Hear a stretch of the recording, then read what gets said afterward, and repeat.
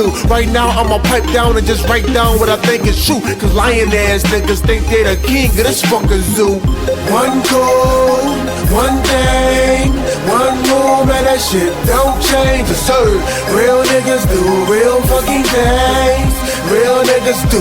Hey, it's only one code, one thing, one rule, man, that shit don't change. And it's serve. Real niggas do real fucking things. Real niggas do real fucking things. I know what you want. So I got a new script out there I'm working on.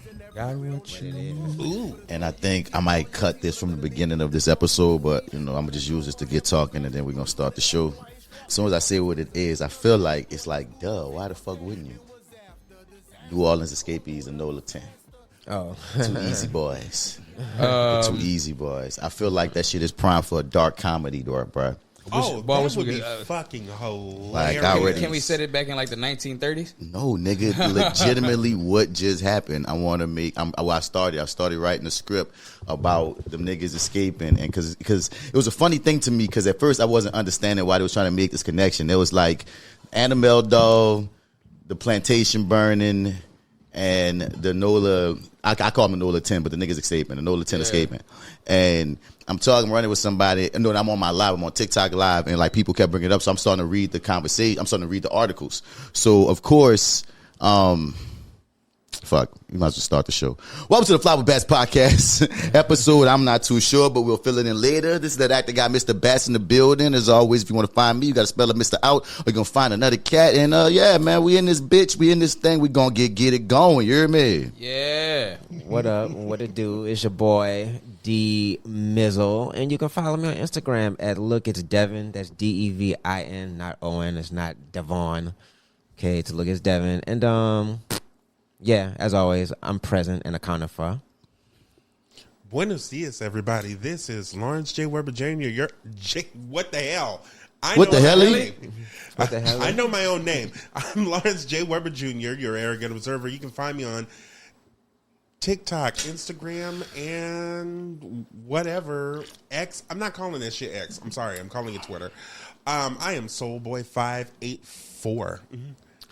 Passe one, it's your boy AlphaJo, fresh out of the gumbo, still deep in the roux. And if you're out in the streets and you're looking for me, if I'm not at your mom's house, you can find me on Instagram at AlphaJo504 and Facebook Joseph Alpha Man Pines, and probably coming to TikTok real soon. But until then, we in this bitch. Yes, sir. Yes, sir. Yes, sir. We in this thing. I missed that.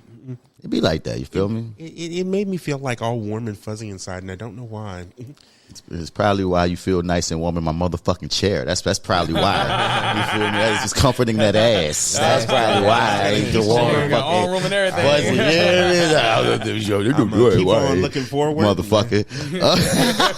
Just keep on looking forward and not notice. If you keep on looking forward and not notice, it's gonna be all right. So yeah, yeah, man. As always, we got our sections, man. We start things off with the starter section, man. So we get into the hot topics and things, you know, popping in the news and social media streets. After the starter section, we get to that bats nerd out moments. Well, my partners let me blurred out. Whoa, hey yo, hey yo.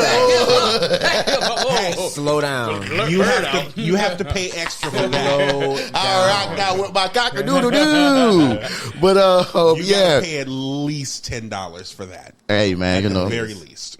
Come on, join my bony fans. Let's best nerd out moment. Blurred. We nerd out on things. We blurred out on things from a black perspective. You hear me? Right. After that best nerd out moment, we get into that ETOUFEE of the day. You know, when things, you know, get a little heavy, you might have to process, digest, and all that there, but no matter what, you're leaving full, you dig? After that ETOUFEE of the day, we get into that Bitch, I know you lying. Well, we look at a few little quick fire, crazy ass stories happening outside of our NOLA bubble, but after that, we get into our NOLA bubble with that dose of NOLA'MURICA, which is just your friendly reminder of where we be at and what we be doing.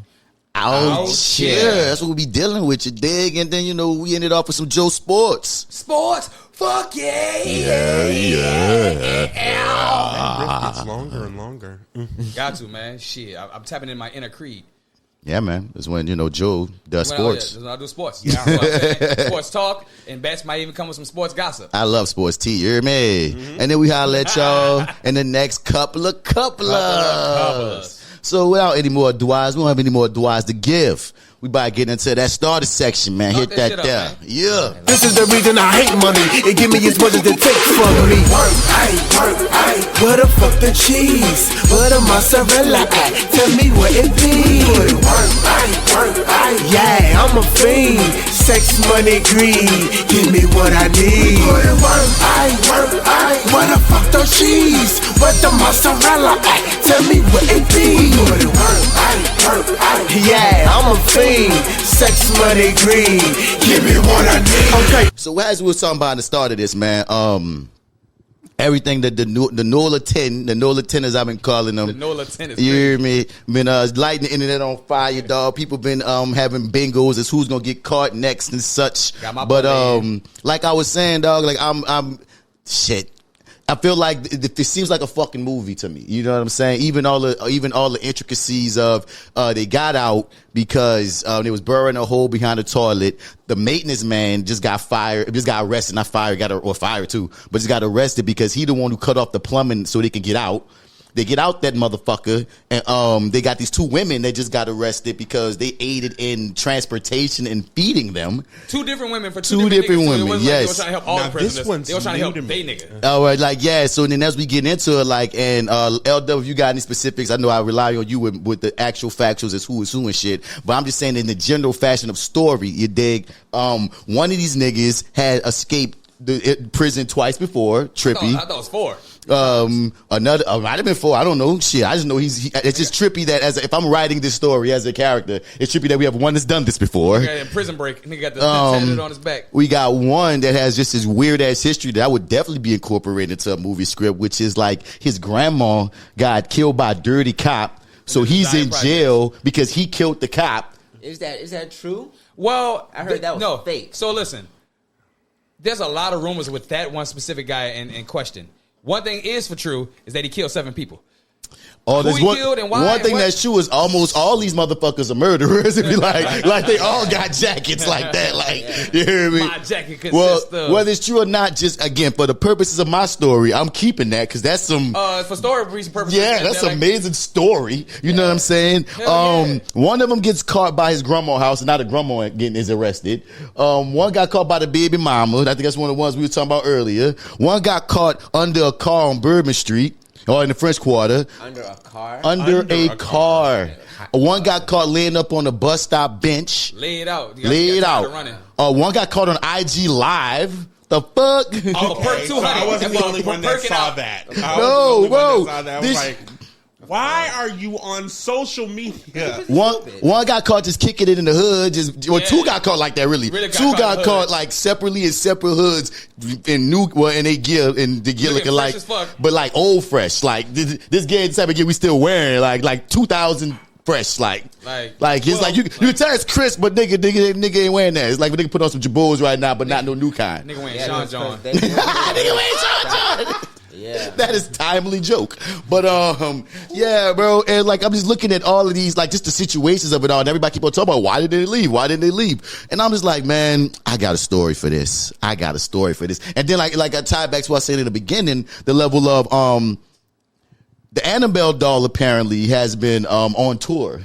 And which is weird because I don't watch The Conjuring, I don't watch the Annabelle joints, so I didn't know that apparently that those are based off of a real doll. Like I didn't know that. But the doll don't look like the movie doll. The doll really looks like a Raggedy Ann doll. You feel me? And I forget the reason why it's on tour or whatever, but it's in New Orleans. And when it came to New Orleans, a few days later that plantation burned down. Yeah. And people been connecting that like juju to that. But then it was like, and also the inmates. I'm like, what would the inmates have to do with that? And then No, pause. But here go to symbol. Here go to symbolism.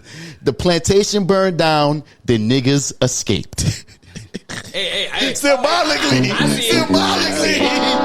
Right after the plantation burned down, not just one nigga, 11 or 10. First was reported as 11, but 10 niggas escaped at once.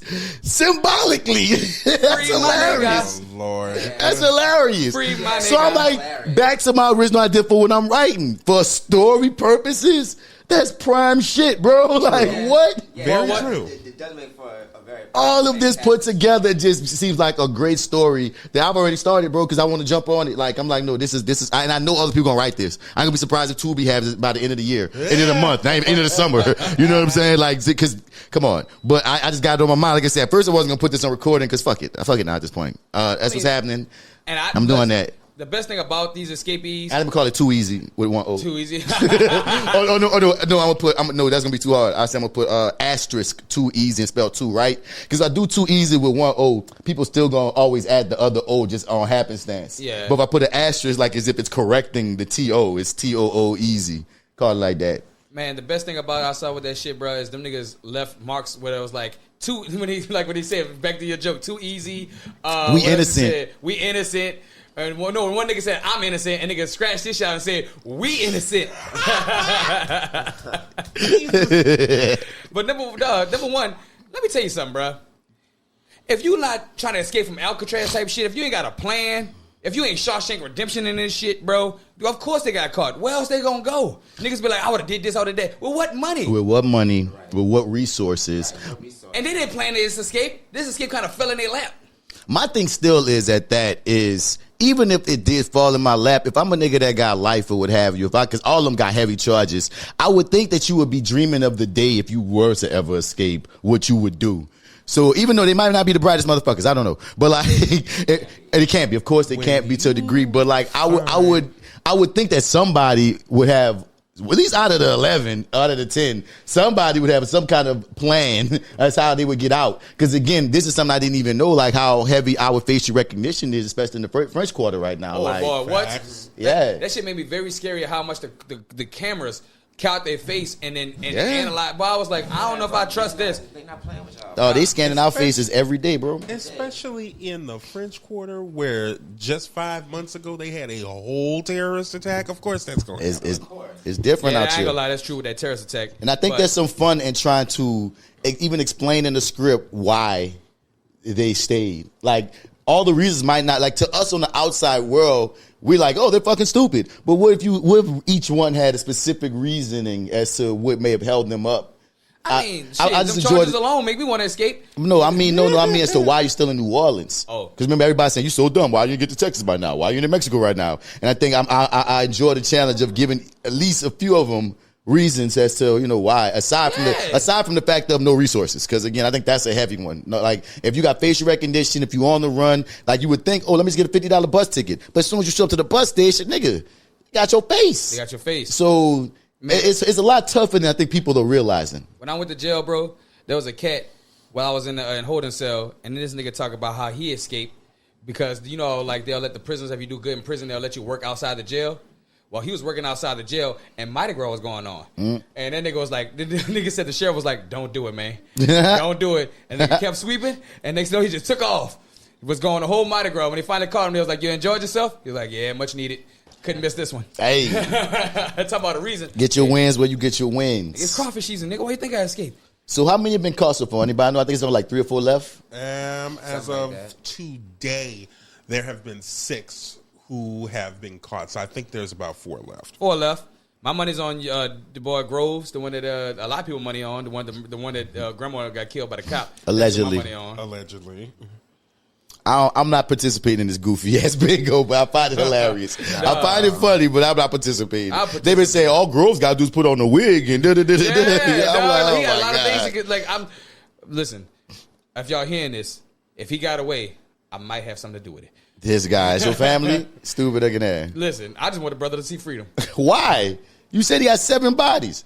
Who knows why he got those 7 bodies? Man, no. Fuck. What? No. Like, you never know why nigga got 7 bodies, dog. You never know. 7. Absolutely fucking not. Sons, come on now. 7 bodies. Somebody Look, find bro. this Not nigga. one. Please. No, not even. Please. Find Get this this nigga nigga. off the street. Get this nigga off the street. Like, it's trippy to look at their charges and almost all of them got a murder. Like, I'm like, Whole murder. That's why they escaped. Niggas like, nigga, we never get out. Right, we in OPP for about 3 years today. Take our ass to What? Angola. Angola. Well, they got the Right. fast track. Like 4 of them are in Angola right now. They get the fast track to Angola. Boy, they got a fuck. Boy, they on that plantation right One now. is Making like belts. one murder I can understand.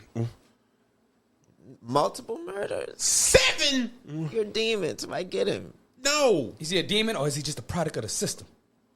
I don't give a fuck. You got 7. No. 7. Again, this is a little foreshadowing, and Joe don't even know it. Remember, product of the system with my hand. Keep going. I'm just saying, 7 murders. Man, 7. That's a lucky number. All right. I'm just saying. Maybe they won't stop at 6. 6 is kind of devilish. You got to go ahead and get a little lucky with it. 7. Either way it goes, this story is viral. It's everywhere. People talking about it, find it hilarious because, you know, New Orleans is going to New Orleans. And when we get to the dose of NOLA'MURICA, I got a couple other stories that's very New Orleans. We've been having a hell of a week. Oh, boy, New Orleans, we've been going through it. New Orleans, Marie, Louisiana. New Orleans, yeah, we've Marie. been going through it. Nola Marie. Nola Marie. Nola Marie. Nola Marie been getting it down.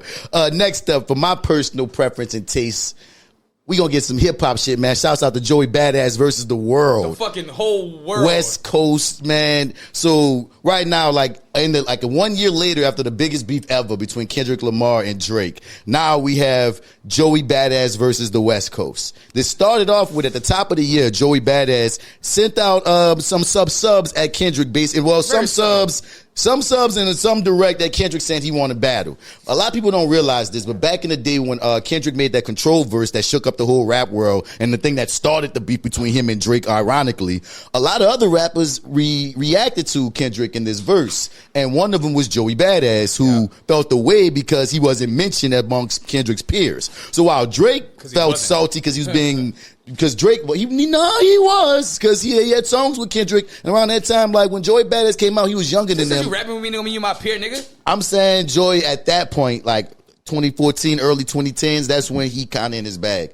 And he probably thought they was friends too. So yeah, when he wasn't mentioned, he sent a diss song at Kendrick back in the day, but Kendrick never reacted to it. So after all this shit went down, and now that Power was finished shooting, Joey came out at the top of the year, sent more shots at Kendrick. Kendrick didn't reply, but this artist on Kendrick's former label, TDE, named Rayvon, replied, as well as Daylight, who is a TDE artist, as we were talking about Top Dog earlier. Yeah.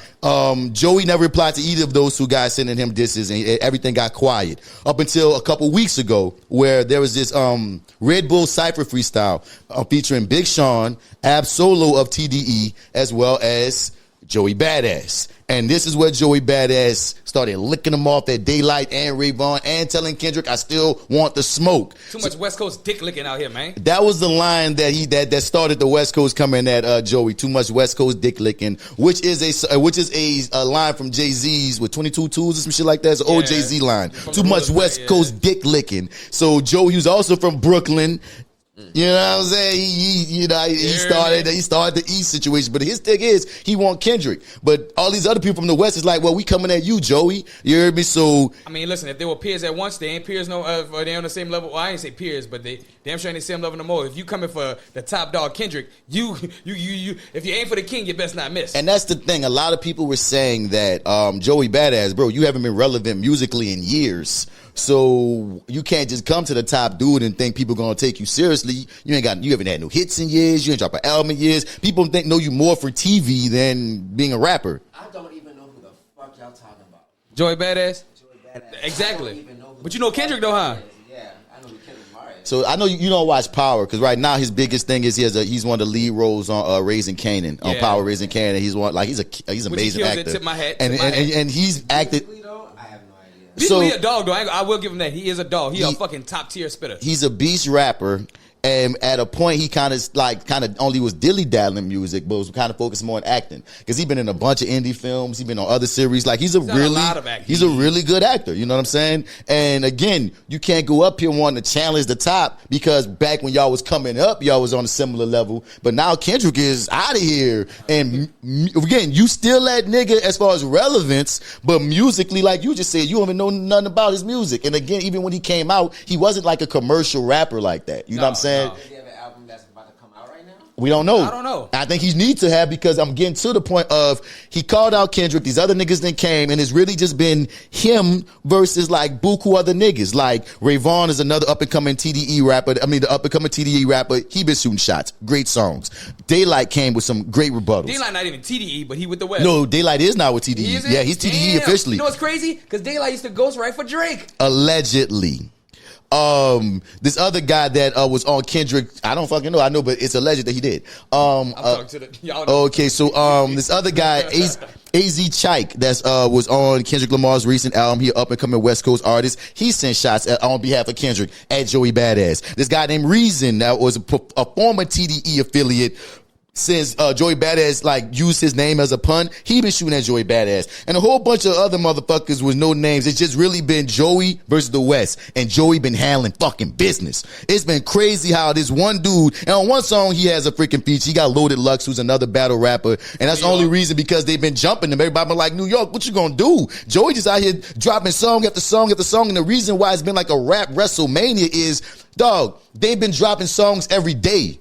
It's crazy. Rayvon will drop a song, then Joey will drop a song, Daylight will drop a song, then Joey will drop another song. It's just as crazy as Drake and Kendrick. It's just not as a bigger level, but it's still, these dudes are barring. Like, it's a real sport for real. It's really a sport. Like, most people got Joey winning right now because he's making the better songs. Like, he got the bars, the catchiness, the beats, the better songs. And then being solo by yourself, going against all these niggas, it's hard not to look at that nigga like you that nigga, dog. Like, come on, you were going against dog. Drake thought he was top spitters these niggas are, bro, in the West. No, keep going what you're saying. Yeah. Like, dog, like Daylight, number one of the best battle rappers in the game, especially coming from the West. What else? Rayvon, that nigga got flows, he got skills. He's been impressing the hell out of me. Like, he's been every one of his diss songs been on some vicious shit, you feel me? But by the end of the day, Joey been out swagging them and outclassing them. His most recent one, Crash Dummy, it's just been, was electrifying. But the one before that, the finals was fire. The one with Loaded, like everything he been dropping been consistent. Rayvon been vicious, but like I said, he been outclassing them. Daylight dropped like 2 in 1 day and this and that. But the thing with Daylight is he's an amazing rapper, very intricate, very deep. But in a battle, motherfucker, like. I ain't trying to whip out my dictionary in this battle, and I ain't trying to think about these 8 fucking entendres and that you didn't put across my head. I gotta sit back and rewind 100 times. Daylight gets too overcomplex, in my opinion, sometimes. One of he spoke on, I think Punch, who's another executive of TDE, told him this. I think this is an amazing metaphor for him. Sometimes, like, you always be trying to go for the 3, the far thing, the 3. Sometimes just go mid-range, bro. That mid-range shot. You ain't got to, just dunk it. Dunking it might be too simple. But you trying to be so fucking complex when you could get a bunch of points being deep enough, but catchy but understandable. You guys, that's a balance to that. Let me add on to that by sports wise. I'm glad you say that because most niggas in today's NBA usually go for the 3 because that it's been popularized. But it's the mid-range game that usually win the playoffs.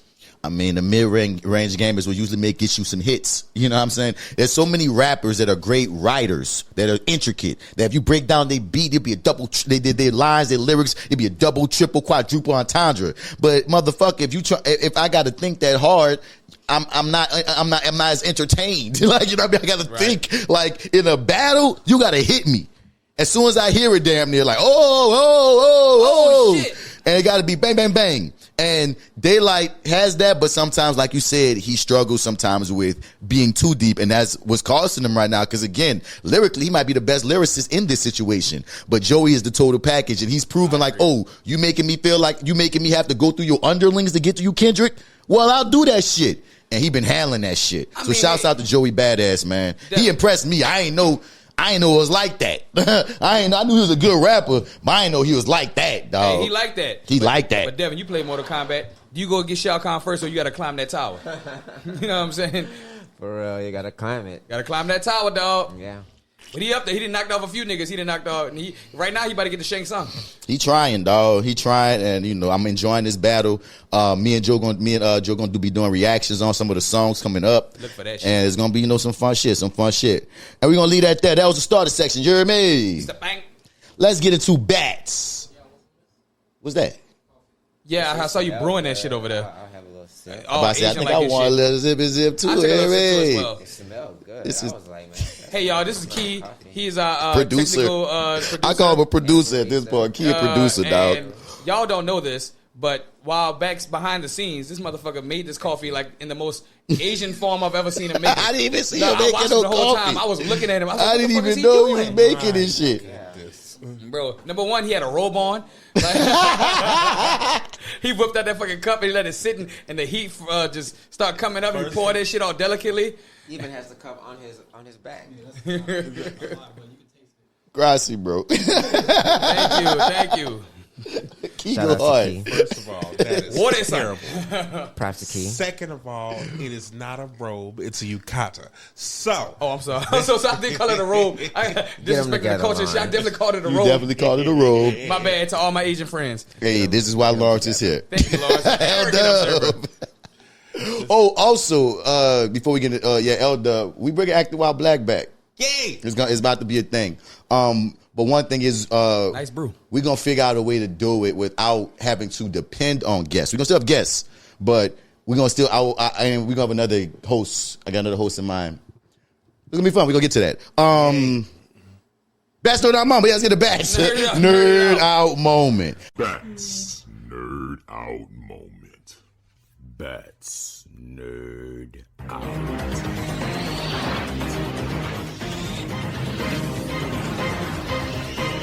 That's nerd out moments. That's nerd out moments. That's nerd out moments. Nerding out. That's nerd out moments. That's nerd out moments. That's nerd out moments.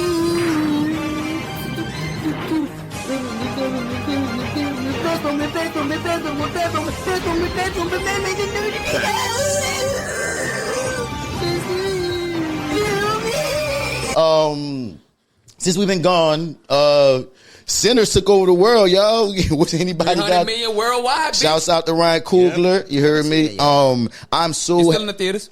happy that this film exists. That's what I will say. You feel me? Because again, a lot of times black stories are bogged down in specific parameters. It's going to either be some hood shit or some slave shit or some Hood slave shit. or some church shit, or it's got to be a comedy. Hood slave church shit. Or some hood slave church shit. Yeah. And Boxes. I'm just saying, and I love the fact, and I always been championing, like, nah, we can have black story sci-fi. We can have black fantasy. We can have black horror. We can have black comic super. There's so many avenues that we can do with black stories and black people and black faces that I'm glad that something like this can open those doors. You feel me? Yep. I am just going to say that I called this a very, very, very, very long time ago. Back in the day, I wrote a black soap opera and a black series that had vampires. What's hot right now? Hey, a black Beyond soap the operas Gates, which is a black soap opera, and a black Sinners, vampire. which is a black vampire movie. I called this shit a very long time ago. I'll give you all the name. Night Visions. Oh Lord, I was in it. And shouts out to David Crownson. He's the author and creator of this comic book series called Harriet Tubman Demon Slayer. Yep. And he created this series some years ago, which was like basically Harriet Tubman back in the day trying to get the slaves to free the enslaved people to freedom, but not having to having to only deal with racist white people, but also demons and vampires and zombies and shit. And I always thought that was a very cool flip. But like you can still use that certain time period, but it don't have to just be about when we were slaves, yes, a master. It could be still some sci-fi horror shit. So when I saw Sinners, and apparently I think it's getting a deal. So when I saw Sinners, it was the same thing. I'm like, oh, it's set in this time period, but that's not what it's about. You hear me? Right. And big ups. Now I will say this: I'm kind of Sinners out. It took over the world, and it was all everybody was talking about to the point that I feel like it was so hyped that I didn't even get to fully enjoy it like I would have enjoyed it if it wasn't so fucking hyped. And that was my only issue, because when I watched the movie, I really liked it. I really liked it. I have no true critiques. I could, if I wanted to try to find one, I probably could. You know what I'm saying? I mean, fuck, you could, But- like if you had to push for anything, but it mean- wouldn't be worth that mentioning it, really, would it? I mean, there's just one scene where like the vampires break in and like random extras start getting killed, and I'm like, where did these random extras come from? Because right before that, they had the scene where all the niggas that was still left in the motherfucker, and they all did a test to see by eating some garlic to see who's a vamp, and there's some extra niggas that was getting bit that wasn't none of them niggas, and I was like, where the extra niggas come from? Why you didn't let them bite some garlic? Like what? You hear me? We got enough garlic for the 5 main characters. You hear me? We got enough for the extras. I'm just saying, dog. And like, there's one key moment at the ending that if I want to be extra about it, I could, but it's not needed. Overall, I really like the movie. It's just like I think about things like Lovecraft Country, right? I love again when we subvert when we subvert the genres, and people was pushing like I was about to have this never before seen transformative experience. when I'm like, nah, I'll be watching shit. Like it was really good, but amazing even. But I just hate what hype does. And True. But at the same time, I'm conflicted because I want our shit to be hyped. I'm not mad at the hype. It's just I know its effect on me if I'm watching something because I had it like, oh my God, this is about to be the most craziest thing I've ever seen. And when I left it, I was like, oh, I just really like that. Well, there's some movies you leave, and when I'm gonna say I leave, and I'll be like, whoa.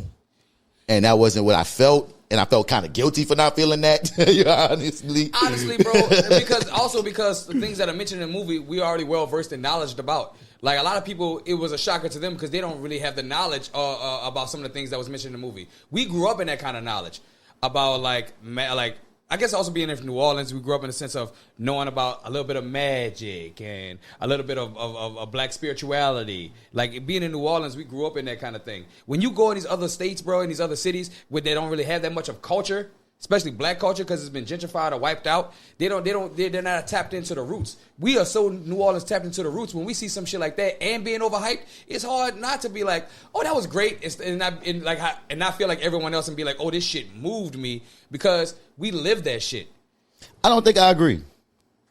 I just think it was the hype that did it for me because, again, I understand why so many people are so enthralled by the story. You get what I mean? They tapped in a lot of things. You're right. I agree with the point on, like, you know, the Passe Blanc situation and, you know, like you say, spirits and the demons and stuff. I get that. But, like, people are doing a lot of big-time theses on this. Like, kind of what happened with Black Panther. And, again, everybody, you can take what you take from it. Christians are like, don't watch it because it's the devil. And I'm like, Black Christians, you saw a movie called Sinners. Why did you think you'd like it? Like, the fuck? You're at this point, you're asking for problems. I mean, and according to your religion, aren't we all sinners anyways? What pisses me off is there's so many fucked up things that come out, and the black church want to pick on a black movie to fuck with all the time, bro. And I don't like that. White people come out with evil ass movies. Evil shit. Like, you talking about Annabelle, The Conjuring, Exorcist, all that shit. Didn't all half the niggas from the Portuguese movie die? Something. You know what I'm saying? Like, and I'm like, dog, like the movie, like I said, even though I have my issues with it being overhyped, I still recognize its importance. I still love that it exists. I'm still championing and waving a flag for it. But I just hate that church. Nigga, you asked to be pissed off. You know it's a movie about vampires called Sinners. Why would you go there and see it and then go to your fucking congregation and shit on it? That's like that. That's counterproductive as hell. Because you know what? I'm not even gonna push that anything. Narrative. I mean, it is black movie, but they do it. I've literally seen, especially the goofy ones who are on social media. I've literally seen somebody connect the Little Mermaid to marine, quote unquote, marine demons. So, marine spirits and demons. That fucking fish bitch, demoning up our waters. Demoning up our waters. How you felt about that? Be the title of the show. Demoning up our waters. We'll see. There we go. How you felt about the film, Mars? I love that movie. The Little Mermaid? Like I said, no, nigga. Well, I like that movie too. Well, especially because I've been kind of delved in a lot of vampire lore for a very, very, very, very, very long time. And I want to say this: I'm glad they shot it here because it makes no sense to me why why New Orleans isn't the home to more. So I just interviewed with the Vampire series too. There should be way more supernatural things shot in this city. Like, come on, but keep going, bro. Vampire Diaries was shot here too. Yes, it was the first couple seasons. Okay, and then moved to LA. Boom. Of course they did. Well, I don't have no hate for LA either. But like I said, just being delved into that, I was like, okay, I know a couple of things that are coming. But I loved it. I did. I loved it. There was three main scenes that I needed to have happen. I mean, no. It's three main scenes that I really loved, and one that I needed to have happen. Also, I wouldn't have liked that movie. All right. The one that you needed to have happen. Are we on the same page with Most likely. Are we talking about the musical Conjuring? No, that's not what I'm talking about. Okay, to me, the musical Conjuring scene that everybody's been like sharing and such, that's probably one of the best scenes I've ever seen in film. Oh, yeah. That was an amazing I know this, to break it down for you, Devin, there's this scene in the movie where this guy, one of the main characters, he's a musician, and when he plays his guitar, it's like almost magic. You feel me? acoustic. Because this is in the fucking back, peep though. This back in the day, this like in the slaves. It's not, well, the 1930s, like Jim Crow. This is Jim Crow time. But peep this. In the midst of it, it's just like crazy ass fucking sequence of events that happens in his music where a nigga with an electric guitar pops up and they show different parts of our culture in different eras. From the past to the future, all in this era. So a nigga astronaut come up, a nigga with an electric guitar, niggas from all over just showing rap, just showing our culture. A bunch of chicks in the kitchen, like just throwing it back. Yeah. And they only did that with black folks. There was an Asian family there was a geisha fan that showed how it too. Connected the Asian past and present and future to and it was just one of the most beautiful scenes. Period. Like it was beautiful. Like it's a beautiful scene, and it's one like that's not the one. And it's all one shot. It's insane. Yeah. That's my favorite scene in the movie, but that's not the one I'm talking about. That's not the one you felt. And there's another scene that happens in the mid-credits scene that was also really nice, where the older version of the main character meets up with Stax, and we're in the 90s, and that was just beautiful. Ladies and gentlemen, if you have not watched Sinners, I know we are spoiling the hot nut fuck. I feel like at this point, what? But if you haven't seen it at this point, come on now. That's trippy. I've seen it twice already. Like, unless you're not a movie watching, if you're not, it don't matter if we spoiling it. Like, I know D ain't see the fucking movie. That nigga gonna be going to fucking movies, nigga. But see, I gotta start going to self-Kevin. But so that mid-credit scene where he gets to see his big cousin again in the 90s. What's the main character's name? Talking about the boy? Sammy. What's his other name? I won't call him Soldier Boy, but that's not what it is. It's like Preacher Boy or something like that. Soldier Boy. I'm sorry. It's some boy. They give him a nickname, so that's his nickname, right? Oh, Preacher's Kid. It's Pastor Boy. There we go. I was looking for Pastor Boy. So Pastor Boy's old, and like one twist is there's a character that's left alive that we didn't know was left alive, and they have a moment, and it was a really cool moment, and I really liked it. But the part that I'm talking about, and full spoilers, I don't give a fuck. Okay. It was at the end of the film, because in the movie, there's a moment that happens where, so the movie goes into the main two characters played by Michael B. Jordan. Shouts out to Michael B. Jordan. This is the best performance I've ever seen him do. This is my favorite Michael B. Jordan performance. He brought, all the actors are killing it. Shouts out to Woomy. Shouts out to fucking, fine ass. What's her girl, the dark-skinned gorgeous chick. Shouts out to the main character guy. What's his name? Miles Caton. Miles Caton. Shouts out to your girl. What's the dark skin? She's on Batman too. Yeah. What's her name? I can't remember her name. I know. I follow on IG. She's gorgeous, but she's really an amazing actor too. I've seen her a few things. She's been eating. Shouts out to Delroy Lindo. So say it then. Say it. I love me some Delroy Lindo. But so when we talk about the actor, the performances were just top notch. But just specifically because people be like hit and miss with Michael B. Jordan at times. This was amazing. He gave both of those characters complete distinct personalities. And I love the fact that, like, a lot of times when people play two characters, they play twins, one might be like a little bitch and the other one might be like a rowdy one. No, he played two grown-ass, real-ass, strong-ass black men. They just had different personalities. Yep. You feel me? Too. They both was gangster, but different kind of gangsters. And he did that shit. You feel me? Just back, just to give you a girl names, Jamie Lawson. Amazing. So in the film they purchased this.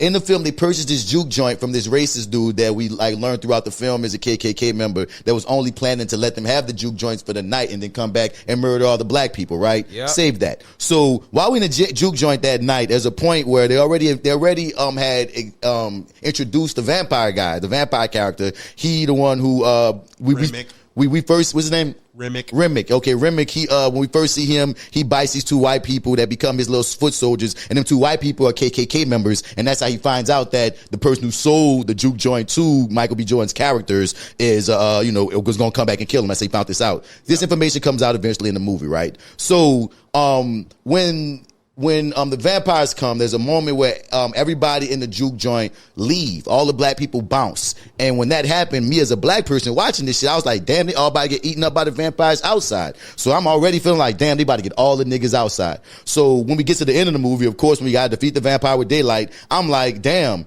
now all us niggas that got fucking demonized by these white people. There's only 3 white people demonized this group of niggas, and now we all gotta fry. I gotta see a bunch of black bodies get burnt up because of these white people. I get the metaphor cool. They wanted our culture, and now we get sold out. We sell ourselves out. It's amazing metaphors. Boom. But if they would have just ended like that, I'd have been mad.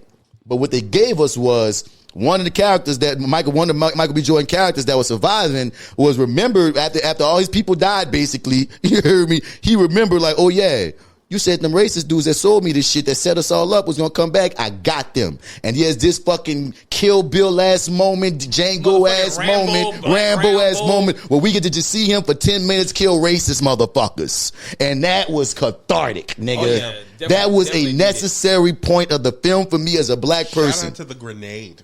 So, bro. Let me tell you, there was a little confusing part about that with me because, like, when he does kill the racist, it's so much in daylight. I was like, damn, how hard was niggas partying in them juke joints that you had to kill him in the daylight? Like, what you mean? Like, because the story took all night. Yeah, like, the story took all night. Yeah, so that makes sense. But the story did. But I was thinking in my mind, like, damn, was niggas partying that hard till the sun come up in the juke joints back in them days? Yes. Yeah, man. Damn, but That's how come the white men knew to come in the morning to catch them slipping. Yeah, that's how they knew. Got them full. Yeah, they gonna probably sleep or knocked out or probably they'll didn't come leave. like 5 in the morning. Them niggas like they came at 10. No, 11.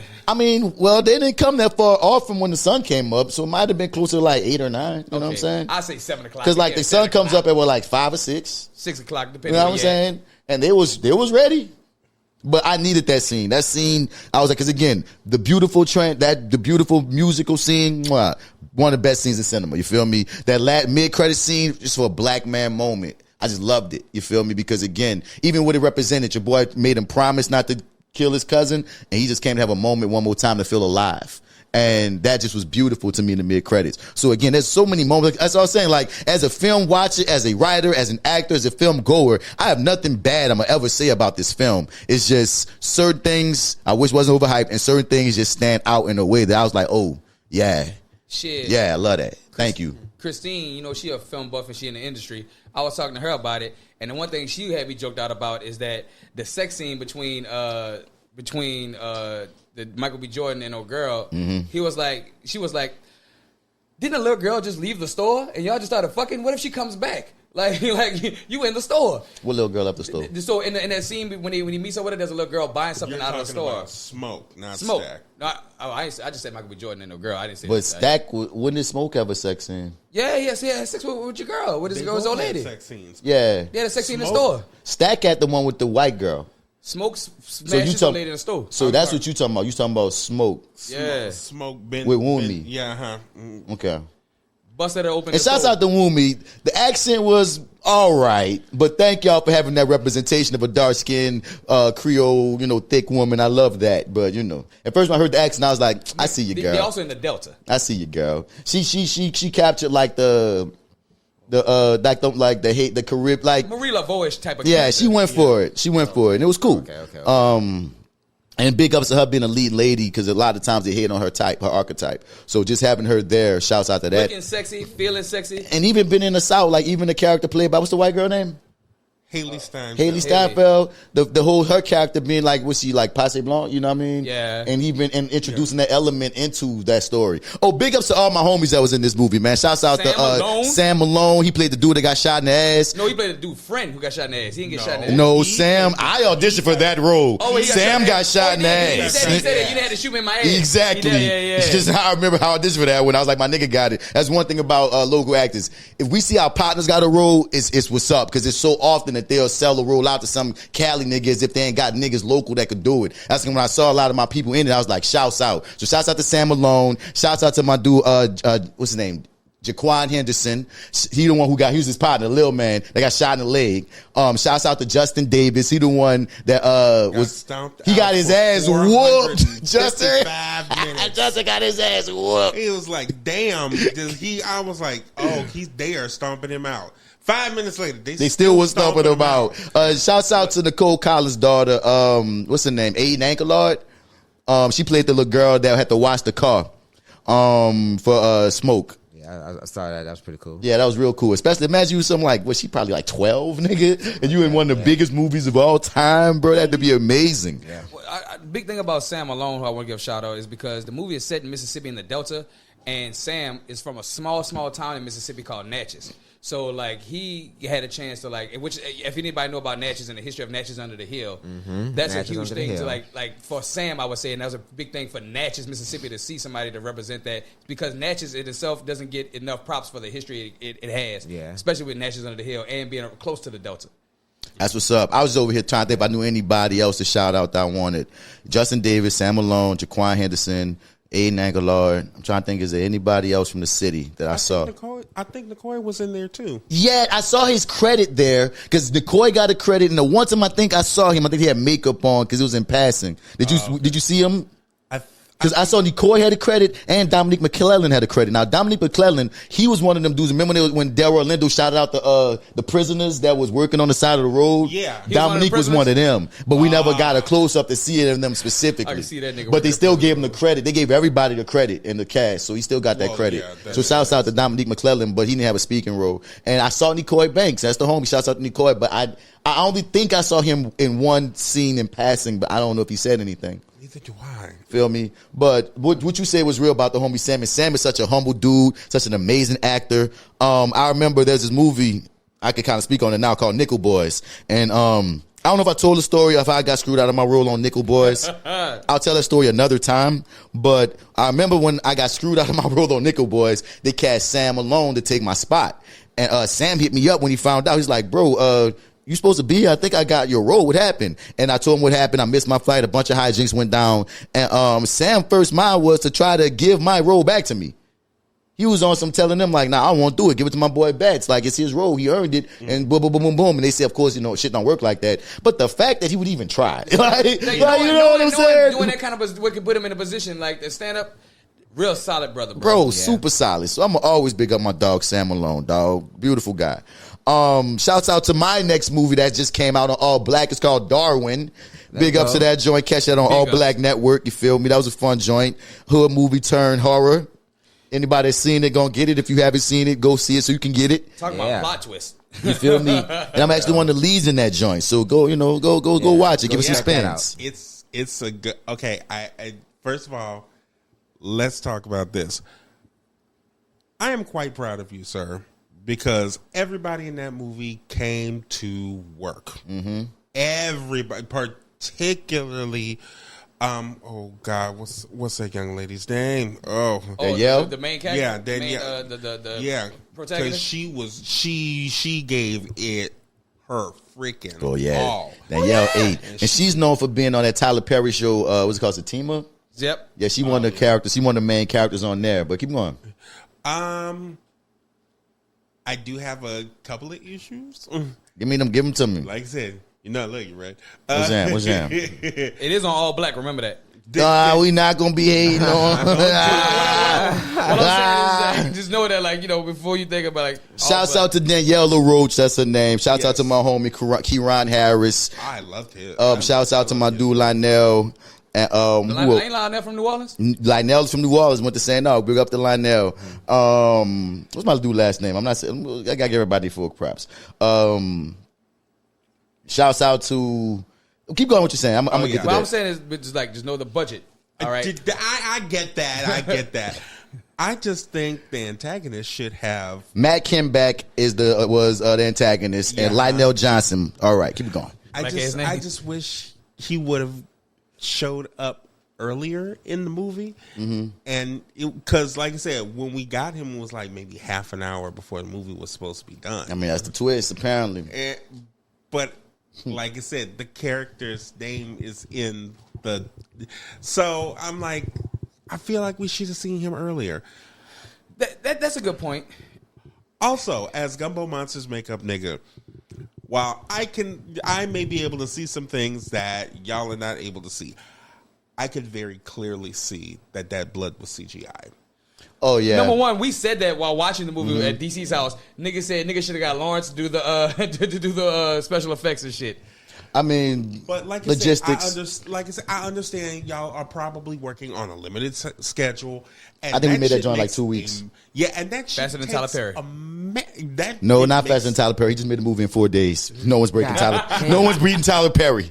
We keep going. In the time it took for us to talk about this. Tyler Perry made another movie. A whole one. A whole one.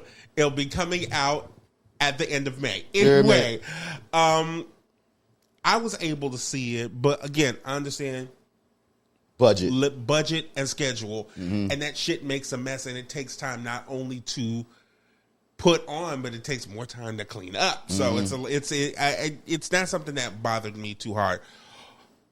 Danielle LaRoche.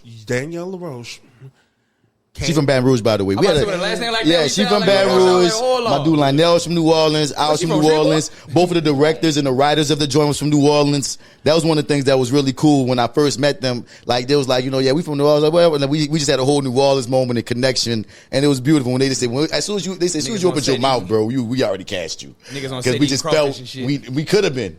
Because we just felt like fam. And if you talk to them, it felt like, damn, I know these niggas. Even when I didn't know them niggas. Some people, you could just have a vibe, oh, I know you niggas. It was, yeah. I love the fact that she just became like the ultimate like survivor, aka protagonist. Final girl. At the end of it. Because she was working it. Including that black dress. I'm sorry. You want to see crazy? I'm going to show you crazy. That she can wear the fuck out of a black dress. God damn. She would have forgot all them dresses, really. She did that. True. She was doing that. I mean, that's why she was the girl to pull the niggas in. Yeah. Right. You can't have no old Ugg mug pulling up fine niggas to trap them. You know And that's, what I'm saying? ladies and gentlemen, that's the movie about. The movie's about part of a gang of robbers where the girl sets up the guys, the rich guys, to let her come over. Then once she comes over, we go and burglarize. And it sounds like a really cool hood movie, right? But then it goes left.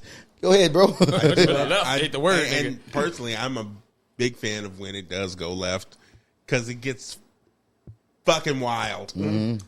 And I enjoyed the fact that it got fucking. But I think that was the only two real issues I had. If I said, I don't want to call it an issue, but I would have cut some of the antagonist's speech down. Dialogue down. I would have cut that down a little bit. I would have cut some of that shit down. I would have agreed on that. I would have cut it down a little bit. That was like my only critique, and I'm in the film, but my only critique was I would have cut his dialogue down a little bit.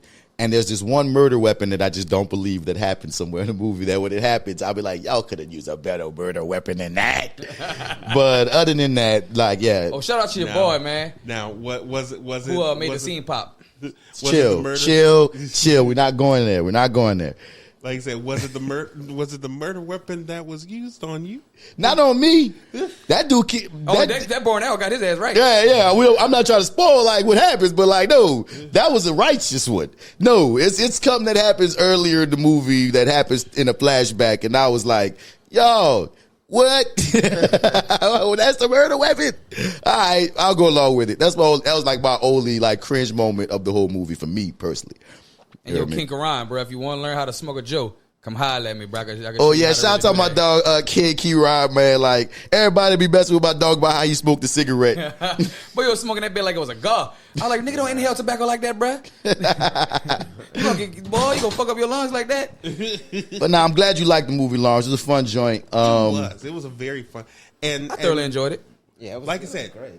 Watch it. If you are inebriated, still watch it because it's fun. It's one of them fun ass movies. One of them fun. Let's get inebriated together and watch this movie. Real. Did you see the Issa Rae episode of Black Mirror? I have not. Okay, I ain't gonna talk about it. Yet. Niggas talking about this. A few people were like, something about her acting. I don't know. I gotta see it.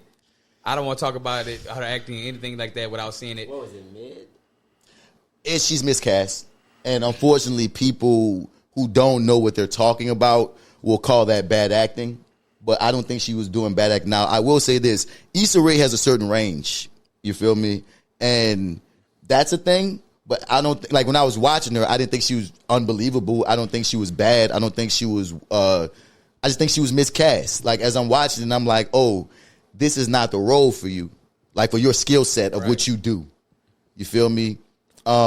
Someone a little bit more naturally alluring would have worked. It's like as if it's like the character she's supposed to be portraying. It's just like her natural way of who she is. It's like, it's be as ridiculous as if you gave me a super, super effeminate character, that would be tough as fuck for me to pull off.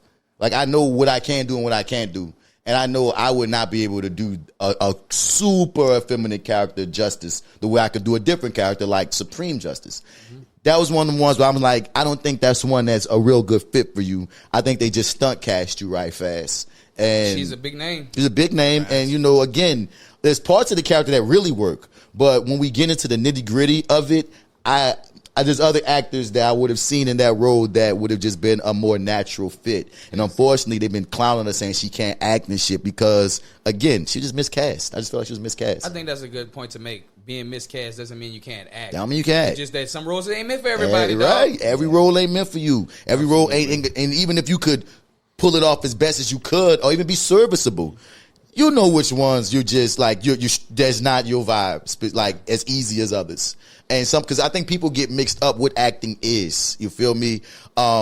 Everybody has a different skill set. You know what I mean? It's like mutants. Some mutants could fly. Some mutants could run really fast. Some mutants got lightning powers or whatnot. Some actors are really good at being chameleons. Some actors are really good at accents. Some actors are really good at being the lead. Some actors are really good at just being an action star. But at the end of the day, in the story, do you believe them for who they were supposed to be? Exactly. And how believable were they? You know what I mean? As long as what they did not take you out of the story, off of their skills and such, then they're still good actors. You feel me? I hate when people try to box it in and be like, oh, he always plays himself. But in him playing a character that was like himself, did he go hard? Right, so did you believe that was character? He good? Was he believable? Or was she believable? And if the answer is yes, then don't expect Jeffrey Wright to be The Rock. Don't expect The Rock to be Denzel. Don't expect Denzel to be freaking John Boyega. People got different skill sets. You feel me? Don't expect John Boyega to be Martin Lawrence.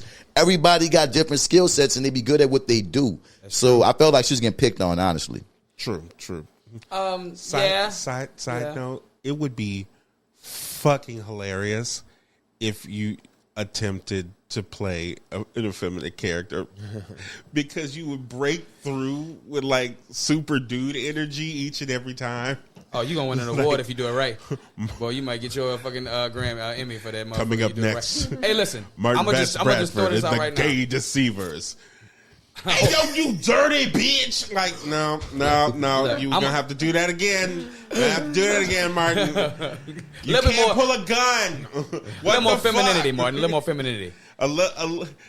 Can you make your voice a little bit higher? I kind of talk kind of hard, nigga. Like, nah, bro. Don't give me that. The voice of God. But I want to. I always shout you out with this, Bats. When they talk about range and roles you can play. My nigga was Dr. Mbenga in Star Trek.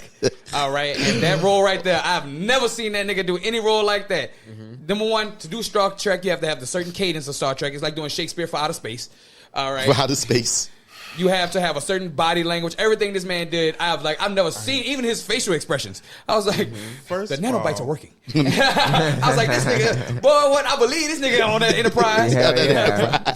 First of all, I actually really did like Dr. Mbenga too. I liked it too. Especially now that like Dr. Mbenga is actually a part of an actual Star Trek show now. A real part, because this character, he was a character that kind of cameoed in like the old movies, in the old shows, right? Yeah, and he only had like 2 episodes at best, maybe. I think. You know what I'm saying? So now in the newer joints, they brought him into being real. What more? I didn't say real. He's a main character at this point. Come on, Dr. Mbenga. So, like I said, the one I'm talking about is Strange New Worlds. Strange New Worlds takes place like in the timeline of Star Trek and shit. It takes place like maybe a year or 2 before the original 60s shit, so they can play with it even more. So like I said, Uhura is there, and like Dr. Mbenga is the main doctor. I cannot pronounce this gentleman's last name who plays Dr. Mbenga. His name is Babs, but he does a really great, like, Dr. Mbenga's got a deep-ass story now. He's like a war hero, and it's got like PTSD and shit. It's a lot. Yeah, more background. Does he have a line in now? No, that you don't have that on Enterprise. There's no barbershops on Enterprise. I mean, not even that, bro. Like, they had me like to look like this dude. I had to get rid of my lining, dog. I had to get Ronnie to give me a cut where, like, you know, we in these days have the point. That to cut the point off. Had to just be the Be around, you hear me? Oh, God. God. Like the Black Power Ranger. I was so mad they fucked up my lining, but it was fun. So I was like, yeah, but lining, I guess, you know what I'm saying? Did we upgrade to a lining?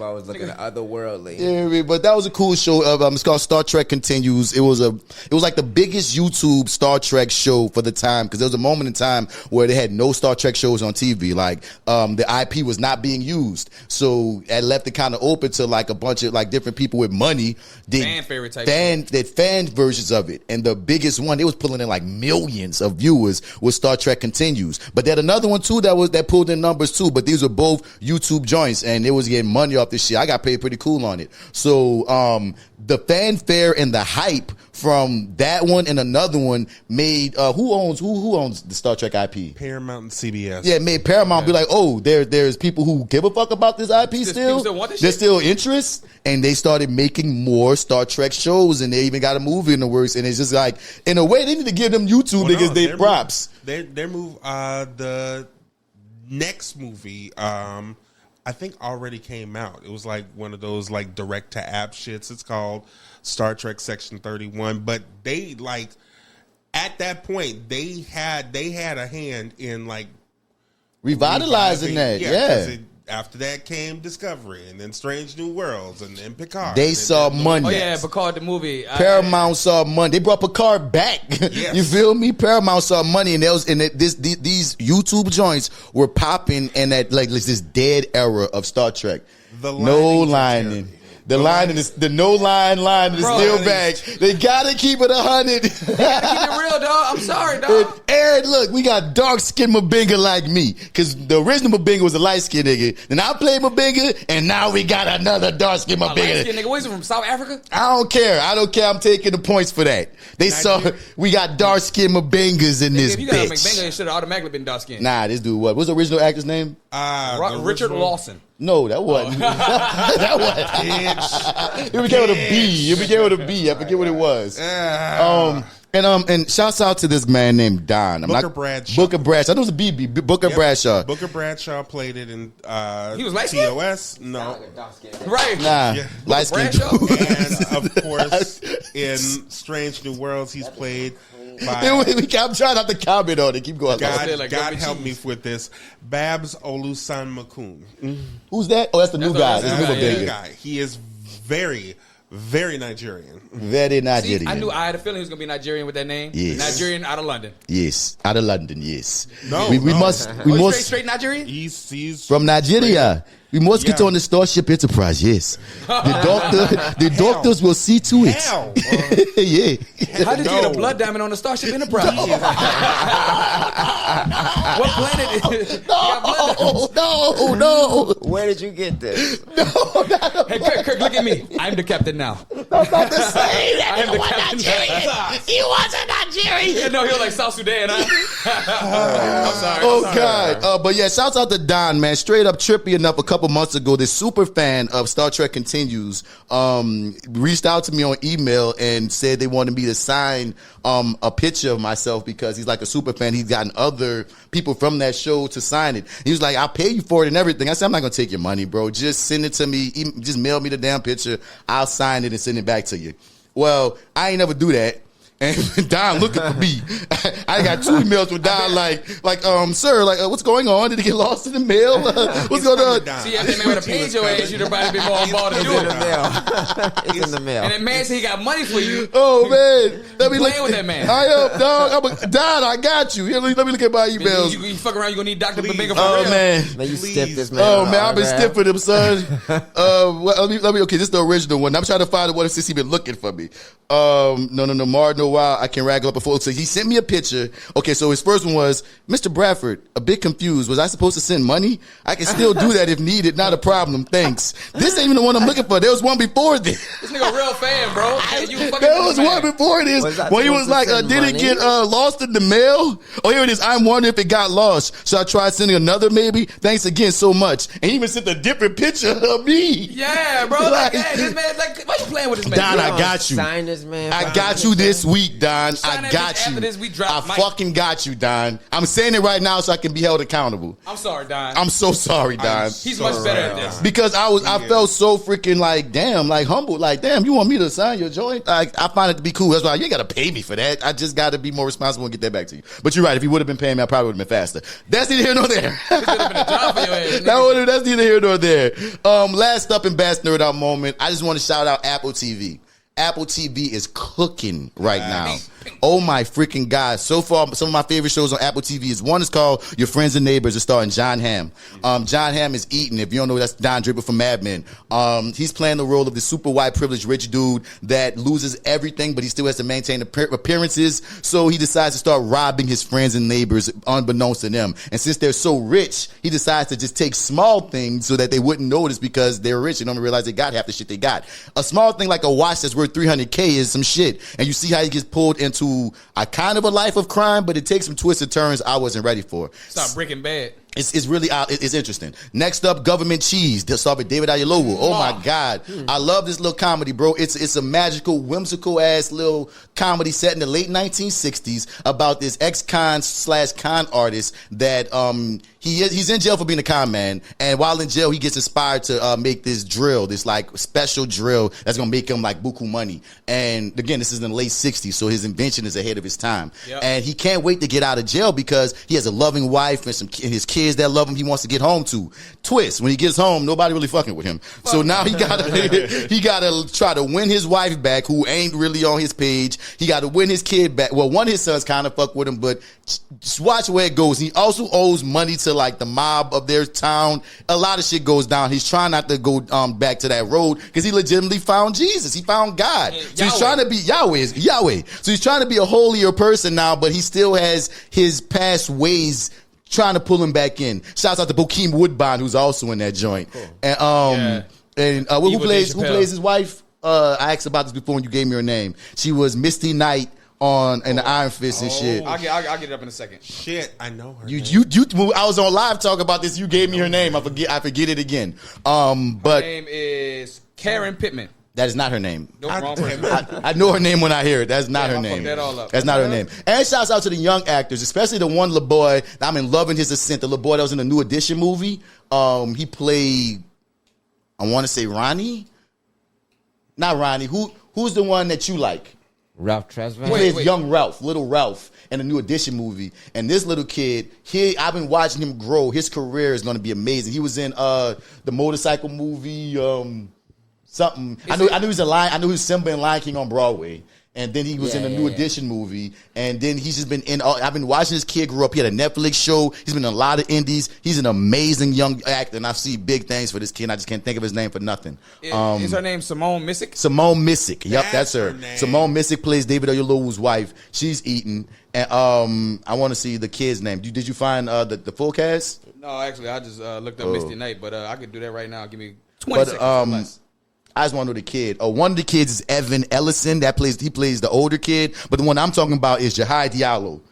Or Jai Diallo. I don't know how you pronounce that. Both of the sons are killing it in different ways. Jai Diallo is the one I'm talking about from New Edition and all these other things. That little boy's resume is already amazing. Oh, wait. That's the boy that don't like him?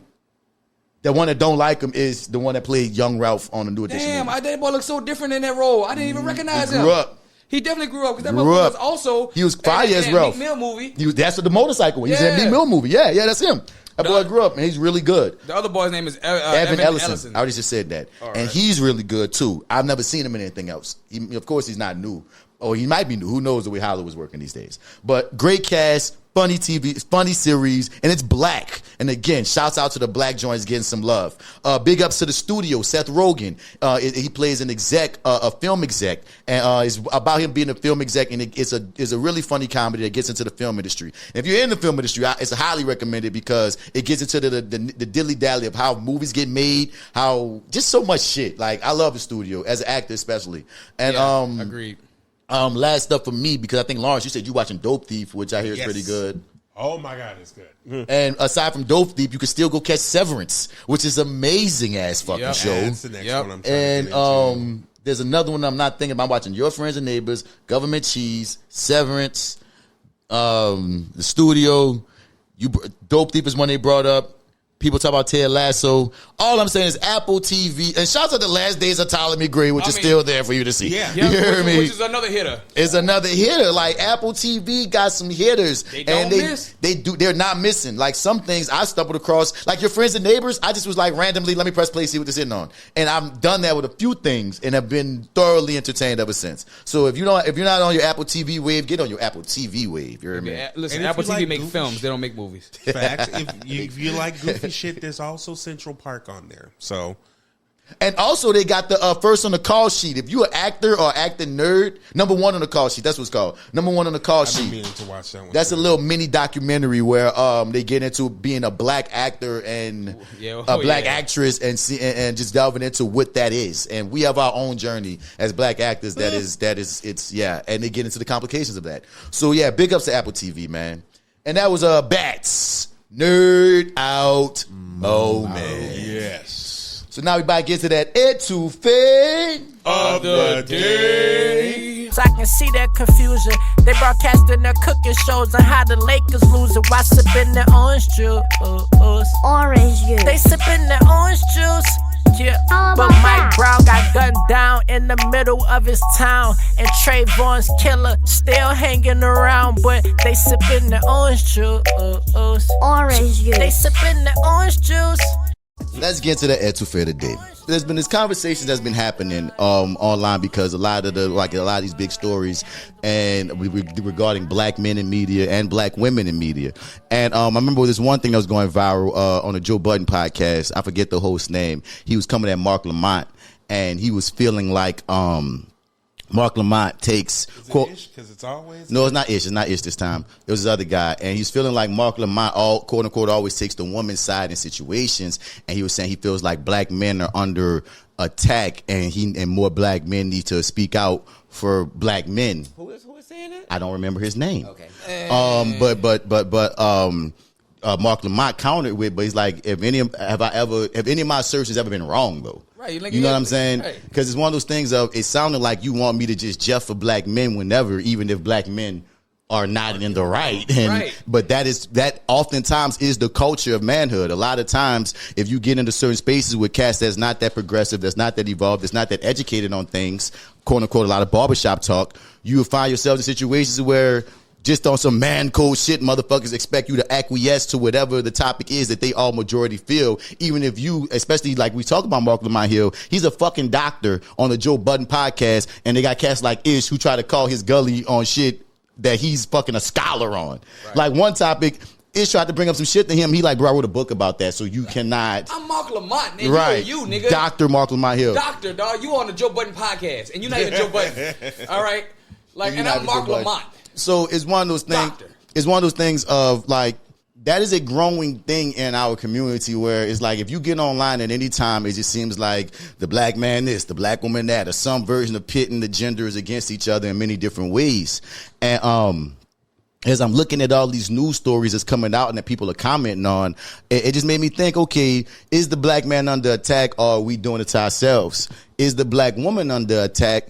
Or is she doing it to herself, or is she the scapegoat? You feel me? And black woman always under attack. Man, she's always a scapegoat at times too. But I want to, and it's not a game necessarily, but it is a game. I'm gonna say it's a game. You feel me? Where we're gonna look at these stories, right? And I want you to choose whether you feel that the main person involved are they guilty, are they misunderstood, or is it a systemic situation? For instance, if we were talking about R. Kelly, right? And we say what R. Kelly did. He did this to women. He did this to young girls. Boom, boom, boom, boom, boom, right? You could be like, okay, well, after we hear the story, after we talk about the story, is he guilty? If you was to say guilty, that means no matter what he did was wrong, period. No questions asked. Fuck him. Okay. Misunderstood is legitimately there's reasoning here. Like, it might not be as black and white as was being presented. You know what I mean? It might be a misunderstood situation. You know what I'm saying? And if it's systemic, it's one of those ones where it's like Innocent. Not necessarily innocent, but like it's let me finish. It's like this is big. This is a bigger issue. And sometimes a motherfucker that might fall in the guilty range too. But if it's obviously to you a bigger issue that's beyond, because some people might say they had people doing what R. Kelly doing since Elvis, and then some people might argue that it might be a systemic issue within our society that older men and younger girls, and this is beyond R. Kelly, so maybe we shouldn't give him all of the blame. You can argue that, honestly. Let me ask this question. So if not speaking, I wouldn't argue that, but one could. Not speaking on any particular situation, but if we say that something is systemic, is that also relieving that person of their responsibility for their actions? Depending on what's your reason for thinking it's systemic, because that don't mean that necessarily. You could still be like, they're responsible for the actions, but I also feel that it's bigger. Or you could just feel like, nah, nigga, he guilty, and it's just that because he a fucking demon. You know what I mean? Period. There's a period there. It's your opinion on how you entertake shit, because one thing I'm seeing in a lot of these conversations, a lot of people are looking at the same information and pulling different perspectives. Well, yeah.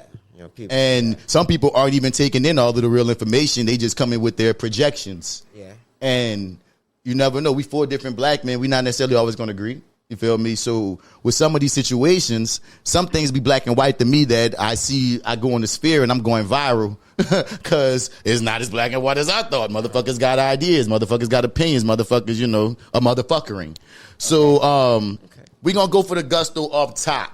Okay. You know what I mean? Music mogul.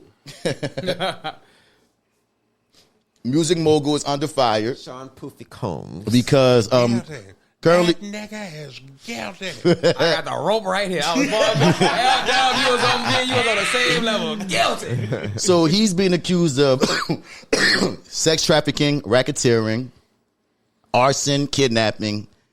Am I missing him? Domestic abuse. No, he's not even up for that. He's not?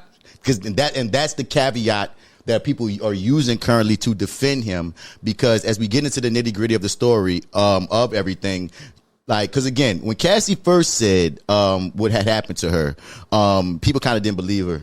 And then that video footage dropped of her getting her ass whipped. And then people wanted, then that's often, and that's one thing that black women often say is like, damn, y'all don't believe us until we dead. You know what I'm saying?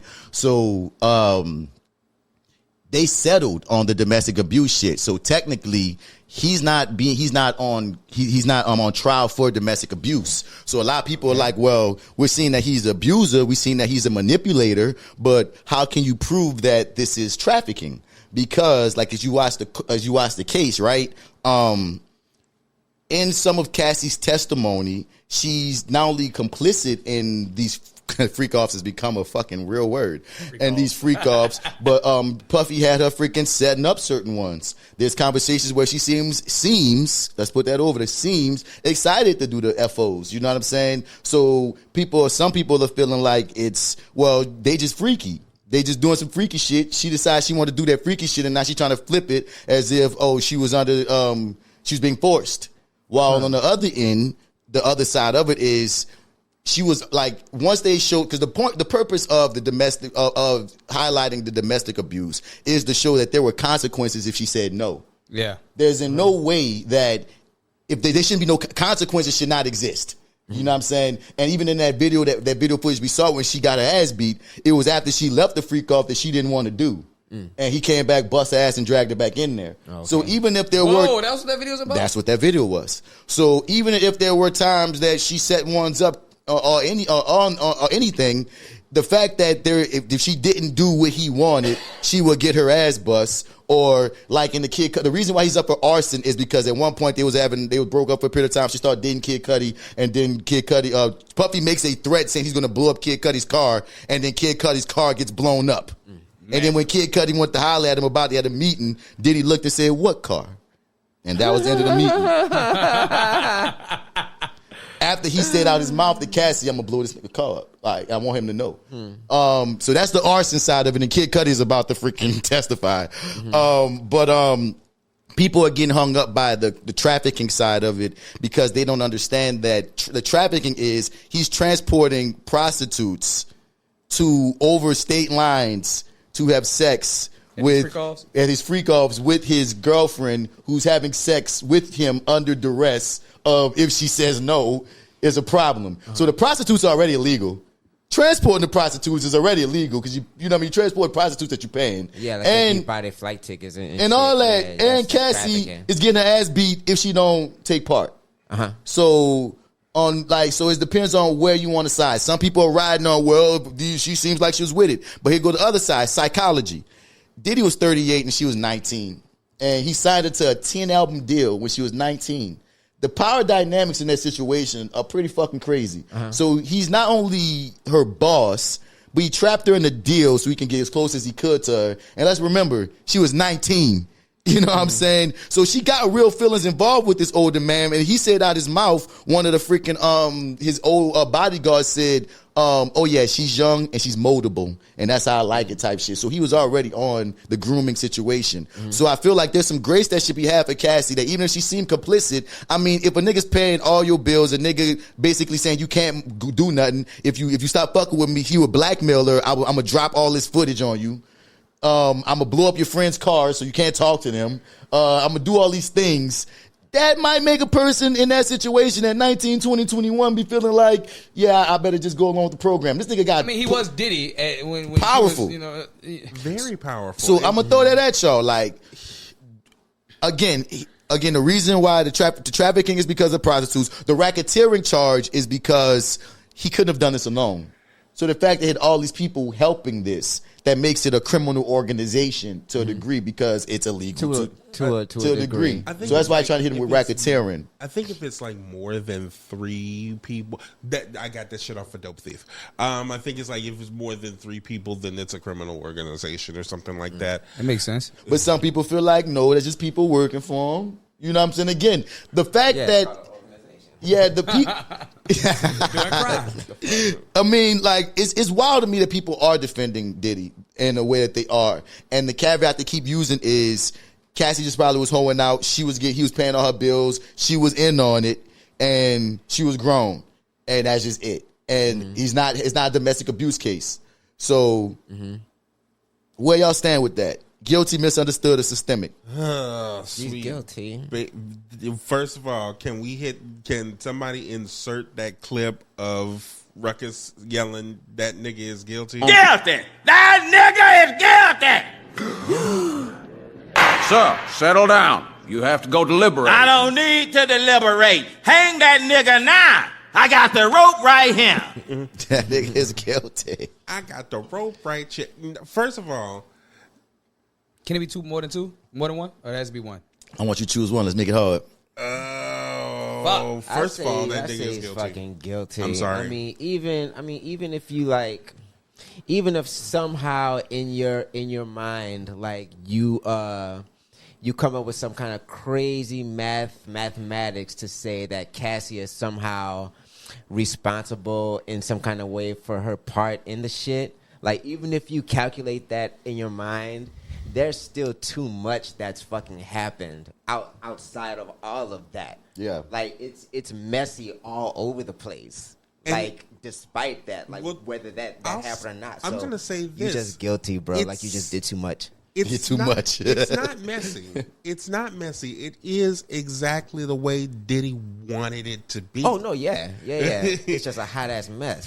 And apparently he dressed up like a Muslim woman to watch these. Like, listen to this trial. It's crazy. Like the one of the prostitute guys that came up said he didn't know it was Diddy at first because Diddy is wearing a veil.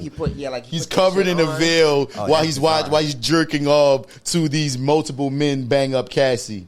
And that's what he's paying them for. And one dude, when he realized it was Diddy, he got intimidated because it's like Diddy's just there watching or recording. It's like, fuck her, do it. You know what I mean? And then at the end, let's piss on her. It's crazy the shit that's coming out in this trial. But go ahead, man. I am very disturbed. I don't feel like I know for information's sake, I do want to watch it, but for cringing's sake, I really don't, because I know some really odd, horrifying sexual shit is happening, and I don't think I don't think I can compute with that right now. It's not good in mind. Yeah, but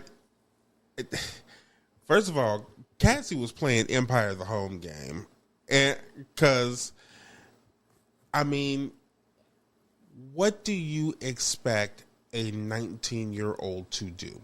First of all, the richest person, and at that time, obviously, the richest person and the most powerful man in hip-hop is sitting here and telling you, I'm going to make all your dreams come true.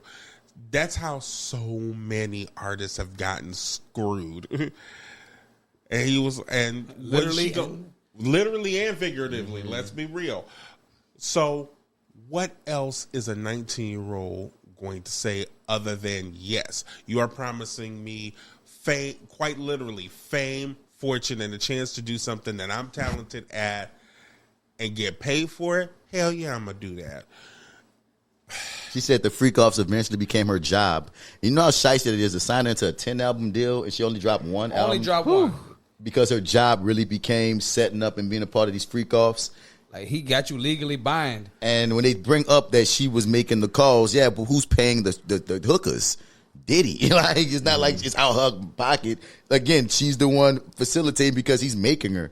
And so much is going, like, there's so much. We can't even, if we was to try to cover all the shit that was coming out in this case, that'd be the whole ETOUFEE. It's ridiculous. But if you've been keeping up, you know what it is. It's, yeah. That and your eyes would probably glaze over at some point. I've learned facts that I just wish I didn't know. I want to say systemic. Systemic, what's up? Why? Because, like a devil be argued. Number one, Diddy is only learning from his older, richer predecessors that are into that kind of weird ass Jeffrey Epstein type shit. Mm-hmm. And he also, I agree with you wholeheartedly. Like, there, like in Hollywood, bro, it's been very known that there's a lot of rich motherfuckers that do this weird ass type of shit, this illegal ass shit. And Diddy is a motherfucker who I feel like got friends. Like, it's like Diddy. I think that is passing the buck. I'm not saying he's not guilty, but if we had to pick one, and I like, 'cause the thing is obviously guilty, but like he's guilty. But he's also part of the culture that it is that he's a part of. Nah, fuck all that shit. They ain't got nothing to do with what the fuck that nigga did, bro. Fuck all that culture shit. No, man, that's that the nigga culture, did that man. shit. The fucking culture didn't fucking order prostitutes. Like, the culture didn't fucking order baby oil. He's the title of the show. No, the culture didn't order. We're not about to do that. Man, we're not doing. Listen, just like R. Kelly, you have to have friends, you have to have connections, you have to have people that support you grown. You can make your own decisions. You are in control of your own fucking mind and your choices. You don't run it like that. Like, this is a system that's built around to protect you like this. Because if it was really wasn't a system built around it, he wouldn't have got away with it for so long. That's he would have passing the buck. I'm not passing the buck. I'm just saying that this is a bigger picture. Like, Diddy is just fuck a small. the bigger picture, dog. That is like that's passing the buck, son. I don't want to hear the bigger picture. We need to focus. You don't zoom out, but you gotta focus on this nigga. Like, that's the one that did it. All right. Okay, all right. We do gotta focus on that nigga, dog. But that nigga.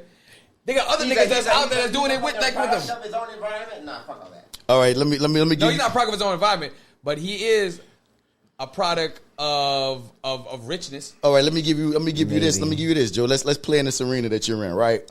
Let's say systemically Diddy was groomed to be this because of other execs of his ilk, right? Yeah. And I guess in a way, if you want to play that angle, because some people are saying even though Cassie was groomed as being 19, 20, 21 by this older man, 19, 20, 21 is technically legal or adult. So, and she was doing this. She would hold up. Let me finish. Let me cook this little bullshit right quick.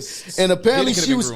That's what I'm saying. If Diddy was groomed, because remember, Diddy been in this game since he was 19, 20. even younger. So one can say that he was groomed to think that this was cool in the same way that Cassie was groomed and taken advantage of.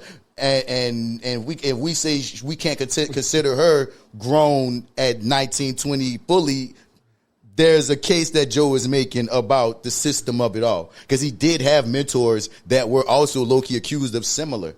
If that was something realistic to consider, like on the same level as Cassie, it would be a part of the conversation. It is. Is it like like a heavy part of the conversation? No. It's not. They haven't been bringing up the concept of Diddy being groomed, but they have been leaning on the fact that Cassie is grown at 19, depending on who you talk to. Some people understand how we understand 19 ain't fucking grown. But some people are riding the wave of it is. And they ride that shit of, well, she was grown, she knew what she was doing. And then I'll be looking like... It's technically true. Yeah. It's like a technicality. It's a weird-ass legality, if anything. Legally, she was an adult. You know what I mean? Because one thing that I stand by that drives me, and this is just a sidebar of this. I made this analogy before. It's, imagine if you knew a couple that were like molesting kids. You know what I'm saying? Oh my God. And they didn't get arrested for molesting kids. They got arrested for being drug dealers or even like selling drugs to kids, right? And and people are bringing up in their case that, oh, yeah, they were selling drugs to kids and they were also molesting the kids. And people, and that came out. Some people are sounding like, well, we ain't tripping about the molestation. You know what I'm saying? We were selling drugs and this not a molestation case. Me personally, I feel like however we get the fucking pedophiles in jail, let them niggas rot. Thank you. So when I see people defending Diddy in any way, and they be like, well, it's not a domestic abuse case, I'm like, I don't give a fuck if it is. You saw him be a domestic abuser. Even if there's not a case for that, he should be locked up for the many crimes we know he did. Exactly. And let's stop acting like we ain't been seeing Diddy be fucked up for years. Right. So I be like, I'm not saying the lawyer should think this. I ain't saying the judge should think this or anybody official should think this. But if you just a regular motherfucker out here, it is weird to me that you would find any angle to defend Diddy.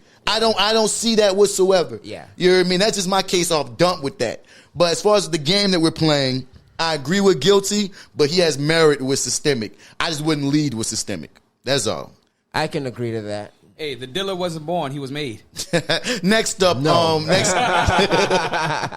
next up as we get into the nature of things. Okay, so Halle Bailey, Little Mermaid, you heard me? Little Mermaid. She just got a restraining order against her baby daddy, DDG. DDG is this like big time streamer. He's legendary. If you grew up in the 2010s, I did not grow up in the 2010s. Like a lot of streaming age, a lot of streaming age got past me, but I still went back and did my research on how major that is for a certain section of people. You feel me? Yeah. Especially a certain age group of people. So DDG is like low-key a legend in those spaces. You feel me? And that's how he was able to even get access to the goddamn Halle Bailey. You know what I mean? Yeah. So when they were together, it was a whole bunch of TDs seeing that because he would do suspect things even while they were together. Like what? He got caught shooting at his ex. Shooting at his ex? He used to date not shooting physically, but like trying to holler at his ex Ruby Rose. He used to date Ruby Rose. Oh, okay. He also got mad when she was holding hands with a co-star. Oh yeah, he made a diss song to her on some shit because he was like when she did Little Mermaid promo. Sometimes with the guy that played the prince, she'll be holding hands with the actor that played the prince. Yeah. This nigga made that a big thing and even made a song about being jealous about that. You are super jealous. Toxic. Yeah. He just would show little things that would make people go, what's up? What's up with you, bro? You jealous of her? What's going on? Like, why are you tripping about this type of shit? You knew what you was getting into. You started dating her. You know what I'm saying? So most recently, and that's the thing. So then when they broke up, and that's the thing, since he's a streamer, he puts all his business online. And sometimes it's to a degree that it's like, bro, you don't have to even talk about that. You don't have to say that. This is getting extra. So one thing about Halle, though, she come from the Beyonce school of PR. She don't be saying shit. You feel me? So it's your business. She don't be saying shit. There have been 1 or 2 times where she tweeted certain things that made people go, whoa, she does her response. And what's happened is he has begun, since their breakup, he's begun kind of weaponizing his fan base to making them believe, because at one point he went on his brigade of, she's not letting me see my son. Now, we all know there's a certain section of men that will immediately get triggered upon hearing that some woman is keeping a person's kid away. Because a lot of niggas go through, they got some baby mamas that do that shit. So when he started claiming that, so when he started claiming that, a bunch of niggas just identified, and even if it wasn't true, who knows? Yeah. They started riding for him, and it became this whole thing of they'll be under her comments, harassing her. Their baby's name is Halo, free Halo, you know what I'm saying? So then there's this group of people who have this belief that she's just this manipulative baby mama that's being crazy and controlling. Okay. You heard me? And she felt the way about him bringing their baby on streaming, like just having the baby on streams all the time. She ain't like that shit. Okay. But then the other side, they be saying, well, she be taking pictures with the baby on Instagram, and people like, a picture on IG ain't the same as you got our baby in these random spaces streaming with random niggas. Oh, okay. Streaming is uncontrollable in some sense. All right. A picture is very controllable. You control that narrative. I mean, it's just a picture. Like, you got my baby in these random spaces with these niggas. Random ass hoes and niggas coming in and out, partying and dancing and shit. Oh, but again, some people say it's extra because she seemed like she feel away. What's going on in these streams? It depends. Different people stream for different things. It's all kind of shit. I watched 10 minutes of Kai Cenat, and I was like, this is fucking boring. Let me turn it off. I mean, it's just not your vibe. It's for a specific audience. Right. And you're a little so recently the news hit that the restraining orders because she was accusing him of domestic abuse. Hitting on her? Yeah, she said they had an altercation where they was arguing about Halo. There was another story that came out where he broke into he brought this to stream, but his side of the story was she wouldn't let him see the kid. He went over there when he was supposed to pick up the kid, but last minute they wouldn't let him see him. Now the deal was the kid and the mama had RSV, like they were sick, so he couldn't bring the kid nowhere. You know what I mean? But and they say apparently he made it seem like they didn't tell him. They saying, we told you showed up anyway and was mad when we wouldn't let you in, even though they got to be damn near quarantined. And he like, well, can I just come in the house and chill? And it's like, dog, this your ex-girlfriend. It's the kid. Like, if it's the kid, you can see fine, but the kid's sick, so your kid can't even go nowhere, and you just try to have access to your ex-girlfriend. So some of the evidence that she provided to get her restraining order was, like Joe said, they had this altercation where like they was arguing about something. She admitted they was wrestling at some point, so I guess she got a little physical too. He slammed her face on the steering wheel and chipped her tooth. She has a picture of a chipped tooth. She has a picture of her arms being seen like somebody was grabbing her like aggressively. In her story, she said in this situation they was arguing so bad that she wouldn't leave. She wouldn't let him take the kid without her because she wanted to make sure the kid ended up with his mom, because the way he'd be acting when I guess he go in that level, she didn't want him around the kid. You feel me? Right. So her story is that she told the moms and people in the family didn't really care because the family's jeffing for him right now. So no matter if her story is true, his family, right? Because they all streamers. Do that. Yeah. And there's text messages of him like being obviously jealous of whoever she's currently dating. He was harassing her while she was on some kind of vacation with her sister. With her sister, thinking who nigga you with? You know what I mean? Yeah. Thought he was with Brent Fire. And oddly enough, he at some point apparently broke into her house and took a picture of her bed and sent her a picture of her bed saying, "Oh, this what type of time you on?" Apparently, I guess allegedly she must. But I'm like, bro, it's not your business. Like, what the fuck are you doing, bro? Oh, that's a lie. Another weird thing is he was arguing with an AI version of her about seeing his kid. That was the weirdest thing. Like, he has the AI voice with her voice, and he's saying, "Let me see my fucking kid," and like he's arguing with an AI. It's weird shit. Crazy. It's weird shit. But his fans are riding and jeffing and saying she's lying and saying that she's manipulating the system. It's weird how people think Rock Nation is the Illuminati these days because they think it's some Rock Nation conspiracy, and they trying to take him down and not let a good father see his kid. Always taking a black man. But the thing is, it's like even if you're a fan of his, bro, like. The fucked up thing is, and it goes back to the systemic nature of us being freaking conditioned not to believe black women. She got a restraining order because of evidence she showed. Mm-hmm. Right. All he is saying is, nah. She lying. And he ain't even said that. And most people's vibe is, well, he just don't seem like the type of cat that would do it. Nah, that's very because he weak. kind of corny. And I'm like, y'all Those have are the worst ones. Listen, I know Diddy was weird, but I never assumed he would have been in a freak off that he was in. Come on his nipples. You're right. Right. I mean, who knew the Seventh Heaven dad was a pedo? Like, What? Well, he was a seventh heaven dad. Right. you hear me? But in this, Guilty. misunderstood, or is it systemic? The fact of the matter, and the thing I guess we're judging here is, because again, this whole nature of some people feel like this black man is under attack. This black man is under attack. This black men are under attack, apparently. But is he doing this to himself? Yes. Or is this, because the system thing, I guess, would be the whole, let's say she is lying. Let's entertain that.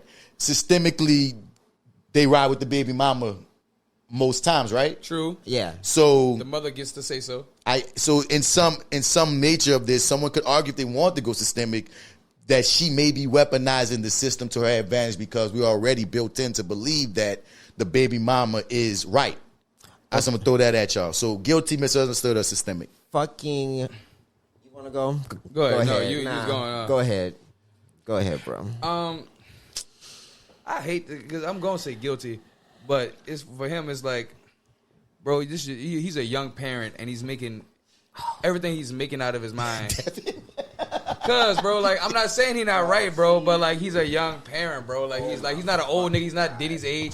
He a young nigga. Should he be accountable for his actions? Yes, but it's like, bro, you're crashing out right now on some stuff that you feel so emotional about when it comes to your child.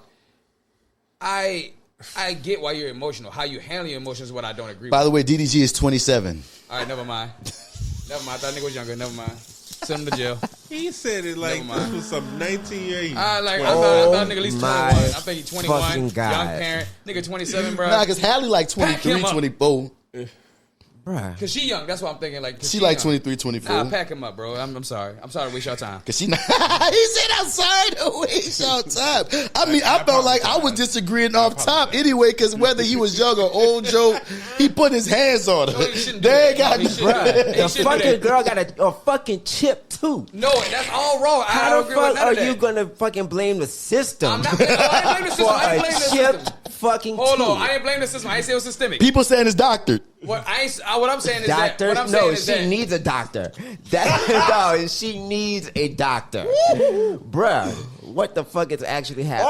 I'm not going trying to make hell for excuses that for him. laugh. I just know that Jesus. when you bring kids into them lakes, the emotional response to that is very high. This is not like because this is your But you offspring. should also keep your hands to your goddamn No, self. I ain't never not saying Also, that. Ruby Rose claimed that he got physical with her, and when she said it, nobody listened. Like He she, has no control over his like fucking she did. emotions. She did Yeah. say that previously. This is not something that she said after Hallie said it. She said this like a year or two ago. So this Yeah, ain't she said nothing that. new.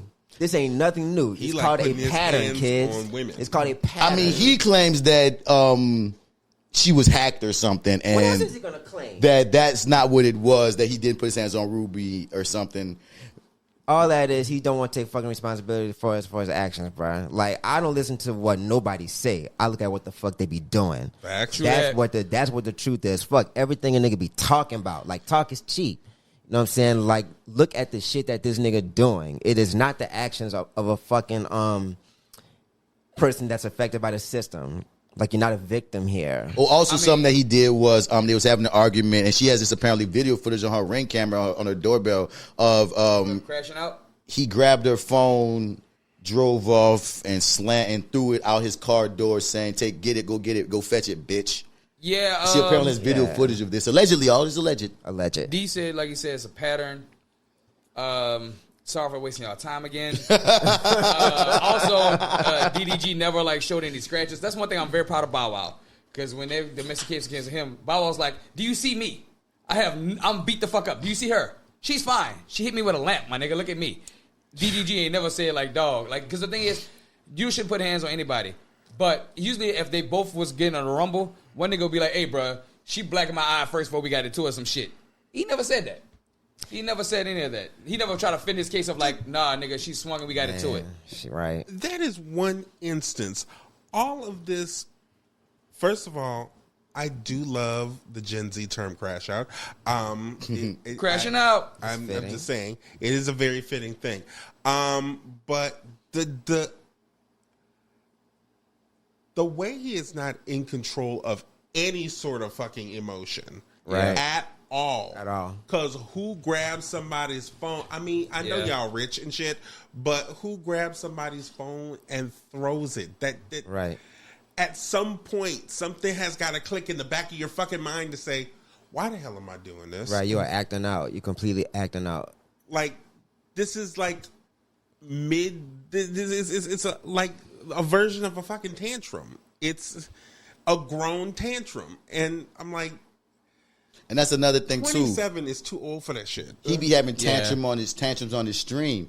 And people are like, bro, all these tantrums that you're having on your stream can just be used against you in the court of law to prove that you are volatile. The internet is forever. Yeah. People are putting together. Now, I may not know a lot, but I know this. There are tons of stream compilations. Who's to say they're like, oh, you want custody of your child? Let me just go to YouTube and see DDG Crash Out compilation number 5. Mm-hmm. Right. I'm mad at DDG because no more you too rich for this stupid ass shit. Thank too you. Rich for that. Somebody didn't say, bro, if you want to see your child, this is not the way to do it, especially because you stream. Like, but even if you're not rich, bro, this is not the way to get your child. Right. By beating and aggressing the daughter's mother. This is not. I think the child shit is bullshit. I don't think any of this is about seeing his child. Hell no. I think what you're saying is true, Lawrence, that he got emotional regulation issues, and whether a child was involved or not, because they want a child involved with Ruby if she's telling the truth. Correct. So if he was going to be a nigga that crashed out that put his hands on it, he was going to do that regardless if a child was there or not. Correct. If everything Hallie's saying is true, this nigga just got a fucking problem and he need to be dealt with. That's how I be feeling about it. All right. Like, I don't really have much, I don't have much wiggle room for niggas that just beat on women, dog. I you feel me? I just don't. I just fucking don't. You feel me? Like, I give certain understanding and caveats if you're being abused by this woman who keeps attacking and beating on you, and then you've been taking it, and eventually something happens and you snap and defend yourself. I'll give a man that. But I ain't gonna give a nigga, I come home, dinner ready as pizza and beat the shit out of her. No, nigga. No. You heard me? Y'all remember that old commercial? Yeah. Pizza. No, nigga. You know what? Hey, I don't get these niggas who just get mad or sad and they say I'm about to smack my girl. No, that's some bitch made shit, dog. I will never understand. I will never ride. I will never condone none of that shit. You feel me? So again, fuck them. Yeah. Fuck them. Fuck him. Boy, when turn to Ronald Reagan in that little scene, I like it here. I'll change that for you real quick. Yeah, that one's not very difficult. I mean, for people with sense, because again, there's people that will ride for this nigga and will ride the misunderstood route. Because he has a really innocent look. Yeah, he's unassuming. Honestly. So is Ted Bundy. Not to say they're the same. Next up. We talking about Torey. Torey Lanez is in the news now. Of course, he allegedly got stabbed up recently. Stab his ass again. God damn. And this brought a whole landslide of new news. They got this MAGA ass rep that's claiming that she has new information that can help get Torey out of jail. And sweet Jesus, he got in touch with your boy Jason Lee over Hollywood, whatever the fuck, and his blog page. And he was claiming the that Queen that I talked about a couple of episodes ago. He was talking about Torey told him that he really didn't shoot Meg, and he only took the lick because he was taking a lick for black women. He didn't want to put no black women in jail, another black woman in jail, especially a black mother. So that's why he. I thought it was because he's protecting Kylie Jenner. And nigga. And ever since he said he used that. Since he used that excuse, and then his bodyguard came out the woodwork claiming that he overheard Kelsey's bodyguard, the former bodyguard, said he overheard Kelsey admitting to the shooting or something. So that little bit of nugget has started the Tory truthers all over again to just ride on fucking Meg. And it's annoying at this point. It's really annoying. Is there any truthers. credence to any of this? Man, No. let me tell you something. When I saw Torey's hairline, I knew that nigga was guilty and an abuser before he was an accused. All right? Yeah. That's a hairline of a nigga that just don't mean no good for nobody. All right? Keep that nigga locked up. What, is he in a Canadian jail? No, he here. No, He here. he's He here. here. We in California jail? I don't know where he is. I think it is a California I don't know jail. where he is. Hey, yeah, that But nigga probably getting packed out right now. see, the thing with the Torey truthers is they got most of their information from blog sites and headlines. So they ride with the fact of... And we all know how wonderfully journalistically accurate the Shade Room and Gossip and Hollywood Unlocked is. Right. So Reddit. here's their main points that they be riding on. And again, they harass Megan every day.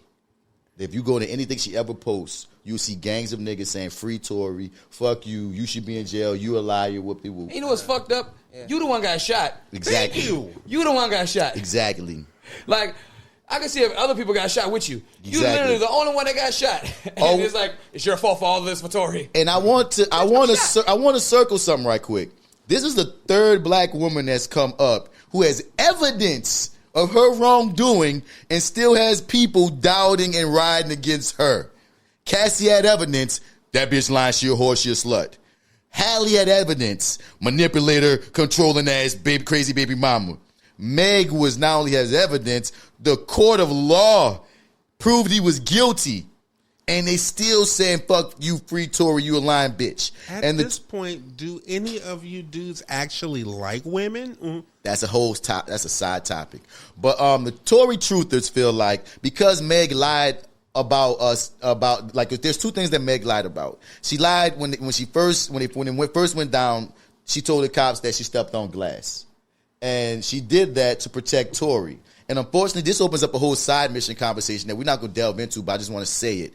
And it's not my own thoughts. This is something psychological that black scholars are speaking on now, which is the fact of the way we socialize our women is to take care of us men. Like, as black people, that's what it is. We socialize, especially black mothers. They're so used to, if you're saying historically, burying dead boys. You know what I'm saying? That we really put in their minds to protect us at all costs.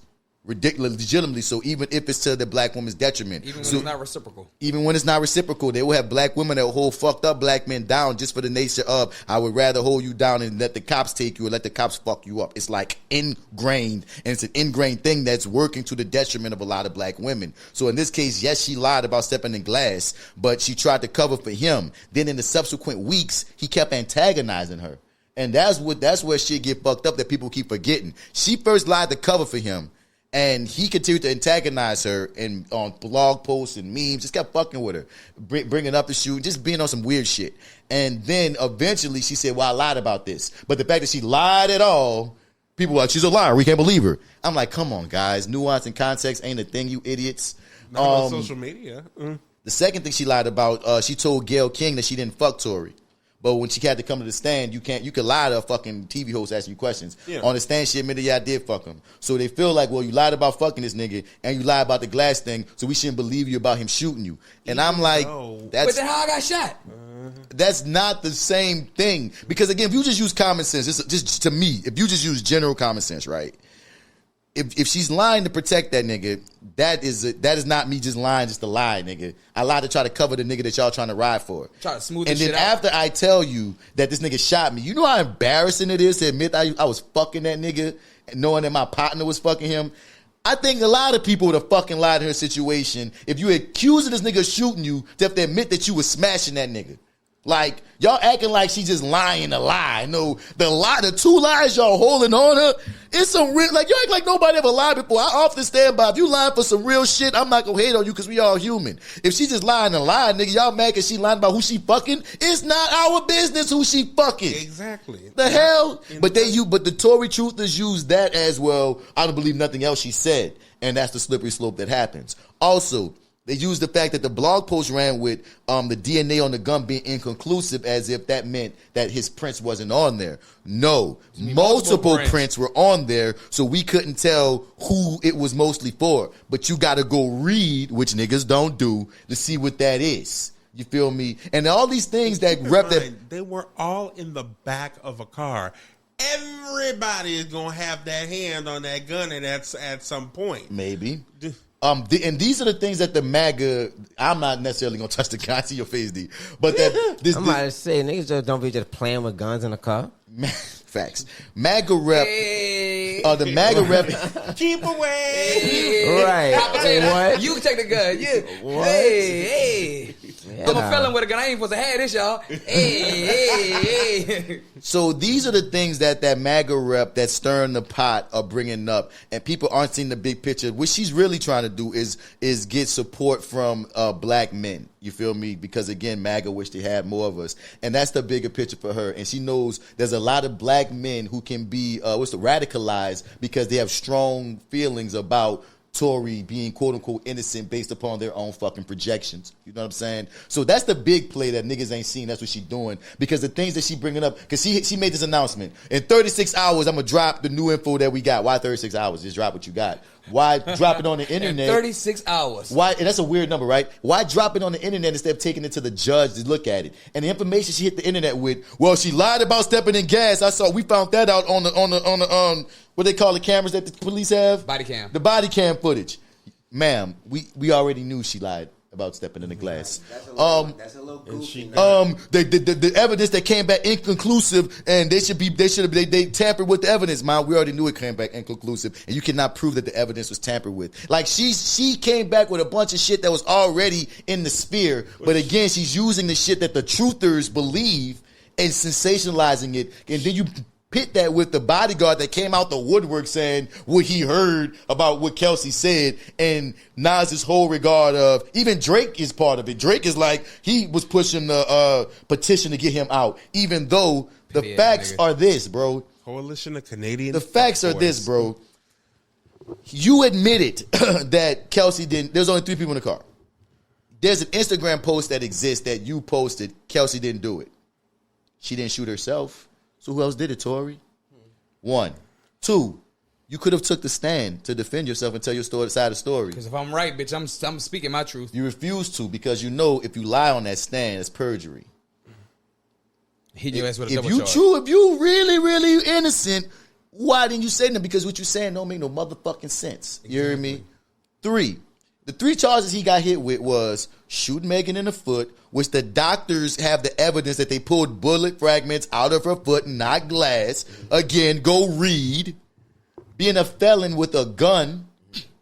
And his own witness that his defense attorneys pulled to the stand said that he saw Torey. He said, I saw them wrestling over a gun. I saw a flash happen. I saw the little guy have the gun in his hand, and he was shooting in the air. And then it seemed like they were jumping the taller woman. That's what your witness said. So even if you tried to wiggle out of the fact that you shot her in the foot, your witness put your felon ass with a gun in your hand and you're shooting into the neighborhood. A Calabasas neighborhood. It was in the Hollywood the high ranks. Number 1, nigga, that's 3 strikes. We all know what happens when we get 3 strikes. None of these people who riding for Torey seem to want to entertain all of these facts. All they want to ride with is Megan's a liar, inconclusive prints, and we don't fuck with her. Oh, here's the last thing you got to throw in there. And there's also a jail call that he made to Kelsey the night of, apologizing for wilding out and all the things he did to Kelsey and Meg. I don't even remember what happened. I was so drunk, man. I don't even know. Why would you say that if you didn't do nothing? And if you're going to now say Kelsey's the shooter, why is Kelsey the one at the hospital with Megan versus you are calling from some phone apologizing for something? And you know what's crazy, dog? This is recorded. It's in this conversation, I can definitely, I can't say it's facts, but when he's asking Kelsey, Torey Lanez is asking Kelsey where the hospital's at, she denies giving the name up, and I truly believe she did that because it's possible something could have happened if he would have gave the name or did it there, or have some people come talk to her. Like, she purposely avoids giving the name when, in my opinion, I feel like she knew the name. You're at the fucking hospital. You're going to know the hospital that you're at, but she doesn't give it the information because so many of these truthers and supporters, I feel like he would have used that against them in some kind of way at that hospital. Yeah, but that's a hypothesis. He's weaponizing anything that he can to get out. Yeah, that's what it seemed like. And the trippy thing is, he's telling your boy that he didn't want to put a black mother in jail, but dog, Kelsey wasn't even a mother yet. So how can you claim that was your angle when she had no kid when this went down? I can tell you what it is. That's just a big reach. I can tell you what the problem is for Torey, bro. He in American jail. He ain't in Canada jail. All right? That nigga in there with Bloods and Crips, and he got to come off that money. And they beating his ass left and right. So he trying to find every angle to get his ass free because he know he guilty. When he got locked up, he was guilty. And the fact that he just got stabbed up, they're trying to use for sympathy to also radicalize his, you know what I mean, his supporters. They even had the story out that he had 2 collapsed lungs, but he's doing good the next day. That's impossible. Number one, you know why he got stabbed up? Because he didn't pay that money. Now, I'm not saying he didn't get stabbed up, but they dropped this, like, the aftermath of it was like, there was like 2 collapsed lungs, but he's breathing great the next day. Nigga, no. Yeah, some niggas even try to say making sense.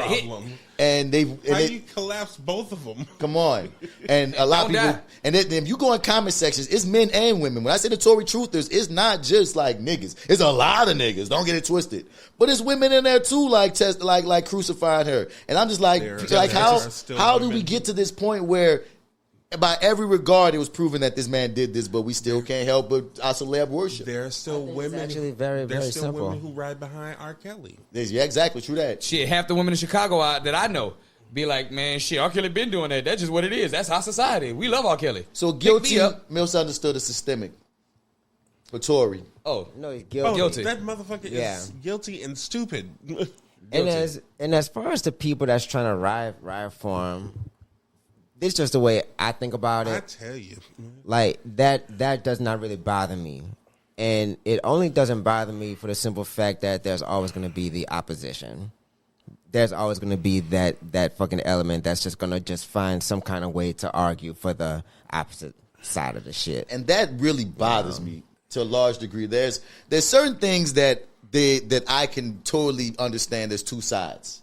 But there's other shit where it's like, no, there's really only one side here. But and you're being put, like, purposely obtuse. You know what I'm saying? You're being intellectually dishonest on purpose. You're jumping through hoops to make this thing a thing. Or you're stupid. That should never be a thing. I also think that niggas... Or you're stupid. A lot of dumb people got voices now. Right. A lot of dummies. With the internet, hell yeah. You hear me? I also think that That's niggas what I want see Tory it. to be innocent so they can be innocent in their own lives for the fucked up shit they did. So they can kind of feel right. You know what? I completely and totally agree with you. People say that apply to everybody we've been talking about, though. Like I said, whenever see these like rape apologists, you're like, what you got? You at some point in your life, you probably sat here and said, at the least, what I did may be considered this crime. Or did I do something to make you feel like I've done this crime? I didn't mean to sexually assault, but y'all are telling me all of this X, Y, and Z, and that sounds like it, but so they're going to rise. Of course, they're going to rise up against that just to be like, well, if I'm not one, then he's probably not one either. Also, we will ride for our faves. Always. Yeah. And I hate that to a certain degree. If a motherfucker, if you they fave or what have you, you can do no wrong, even if it's blatantly in your face that this is a terrible human being. And they're gonna ride that. Let's separate the art from the artist. But I'm gonna tell you this as an artist. You cannot separate the art from the artist. My art comes from me. That is a cop-out statement. Look at all R. Kelly songs. There's a cop-out statement. I don't give a fuck what you say. There's no part. If you talk to any artist and you ask them why they on their journey, why do they still create? Because they're compelled to. It's part of our identity. Thank you. So stop the whole bullshit. It's bullshit. If you want to be a rape or pedophile apologist, own that shit. But don't be like, oh, well, even though in their personal life they beat the fuck out of women, I'm only listening because, you know, no, you're not. That's who the nigga is. That's who the woman is. And if you look deeper, it definitely shows through the art. Definitely. I really believe that if you're a true artist, you can't not have you in your art. Yeah. It's impossible. Yeah. I think that honestly, the art gives you more of the answers than the actual person. At times, because at times it's very subconscious. Yeah. Sometimes you're telling on yourself and you don't bro, even know. A lot of these niggas do drill rap because they really drilling and they need to let that demon out. Let them express themselves and let that demon out. Nigga, I would say personally, dog, like certain short films we've done, I've written scripts and we'll shoot the film, and then afterwards I'm like, damn, this is part of my life. I didn't write this as part of my life. When I look back at it, like, oh shit, this is what this was. Sometimes you make your own art and don't even realize what it means. Absolutely. And then you come back to your own art and realize I was telling on myself. That's why I'll be looking at those Biggie lyrics kind of questionable. No, chill out. Stop. Leave Biggie. I know what lyric you're talking about. Leave Biggie the fuck alone. A few of them at that. Yeah. He ain't say just one. Yeah. Pac never said that. So y'all riding on guilty again. I feel like unless we had a guy up in here that was really a Tory fan, that's another thing too. Like these niggas is acting like Tory is Michael Jackson. Bro. Like, Tory is Torey Lanez, dog. Bro, Tory's Tory a talented guy, but come on. And also, Meg Thee Stallion ain't Whitney Houston. She's Meg Thee Stallion. You act like she's some big superior ass overlord of people. Like Meg Thee Stallion is a powerful woman in her own right, but she's not no fucking lord of like she's that powerful to go get Tory in this position. Right. At the end of the day, she didn't even press the charges on Tory. She was picked that up. She was subpoenaed. People think it's Meg versus Tory. No, she was subpoenaed because once you get shot, the government looking into you as shot. It's Tory being a nigga with a gun in a white area and shooting that bitch in the air and shooting people. Calabasas? Because if that shit would have happened on Crenshaw, and it would have just been regular ass Tory and regular ass Meg who wasn't rich, and it was on Crenshaw, this shit wouldn't even made major news. I mean, let's throw Chris Brown in this. Apparently, ironically, he said free Tory and then was arrested in London. Stupid ass nigga. For what? Man, listen. Guilty. We ain't even got to get too much on Chris Brown. That nigga guilty. He had previous warrants for breaking a bottle over somebody's head in London and forgot. Of fucking course he did. No, that nigga didn't forget. Nigga, you knew you had warrants. You knew they were looking for you. You thought you had enough money. You can go back. You thought you was big. You thought your dance move was going to get your ass out of this. Right? You thought you was about to wall your ass out of this, and the motherfucking people in London said, nigga, we number one, not only we going to make an example out of you, but our country kind of falling a little bit. We going to need some money out of your ass, too, because we know you got it. Damn. And we know you about to go on tour. And you want to be stupid enough to step on our grounds? How dare you disrespect a nigga on their turf and then come back and be like, oh, I'm good? No, nigga, no. You don't diss me at my house and then come back at my house and be like, it's all good. You getting your ass whipped. Nigga, don't you ever step back foot on this soil. That nigga should have stayed far away from London. He should stay away from people named London. That nigga is stupid. Talking about was guilty. Like, out of all the stupid things, that's the stupidest shit you ever do to go back to the scene of the crime. Again, Chris Brown has a lot of very loud apologists. They got women that ride for Chris Brown regardless of his abusive nature and his violent nature. Same with Drake. I'm gonna say Drake ain't a Chris Brown. It's different. No, they ain't. But some kind of abuse. But you are. But Chris Brown, I would say this every time about Chris Brown. Some of y'all are stuck in this time capsule thinking that the reason why people don't fuck with him, like he doesn't get the brand deals that he could get, why a lot of big business don't try to take gambles on Chris Brown, is because if you Google Chris Brown rap sheet, every year since the Rihanna situation, there's a violent occurrence. He's arrested for something violent. Something always good with women too, most of the time. Every year. Sometimes it's with women. There's times where, like, Karrueche had a restraining order on him because he was abusive to Karrueche. Because he wasn't choking her. He punched her in the stomach so much. See, that wasn't as high profile as Rihanna. People just be thinking, oh, they still blaming him for Rihanna. No. They low-key forgave him for Rihanna at a point. Remember, they started dating again at a point. They went to Oprah. He cried on the BET stage looking in the man in the mirror. Niggas forgave him for Rihanna. And then he was beating on Karrueche. And then, like I said again, they kept having all of these altercations he had a violent situation. He threw a brick at his mama's car. He destroyed the studio that he's supposed to have an interview in. He held this one girl hostage and wouldn't let her leave. He stole this one girl's phone and wouldn't give it back. He got Usher jumped. He might have did something to Tiana Taylor. Like, there's always something that he's arrested for. There's no reason why this boy should have every year. You can Google this if you think I'm lying. Google Chris Brown rap sheet. Every year.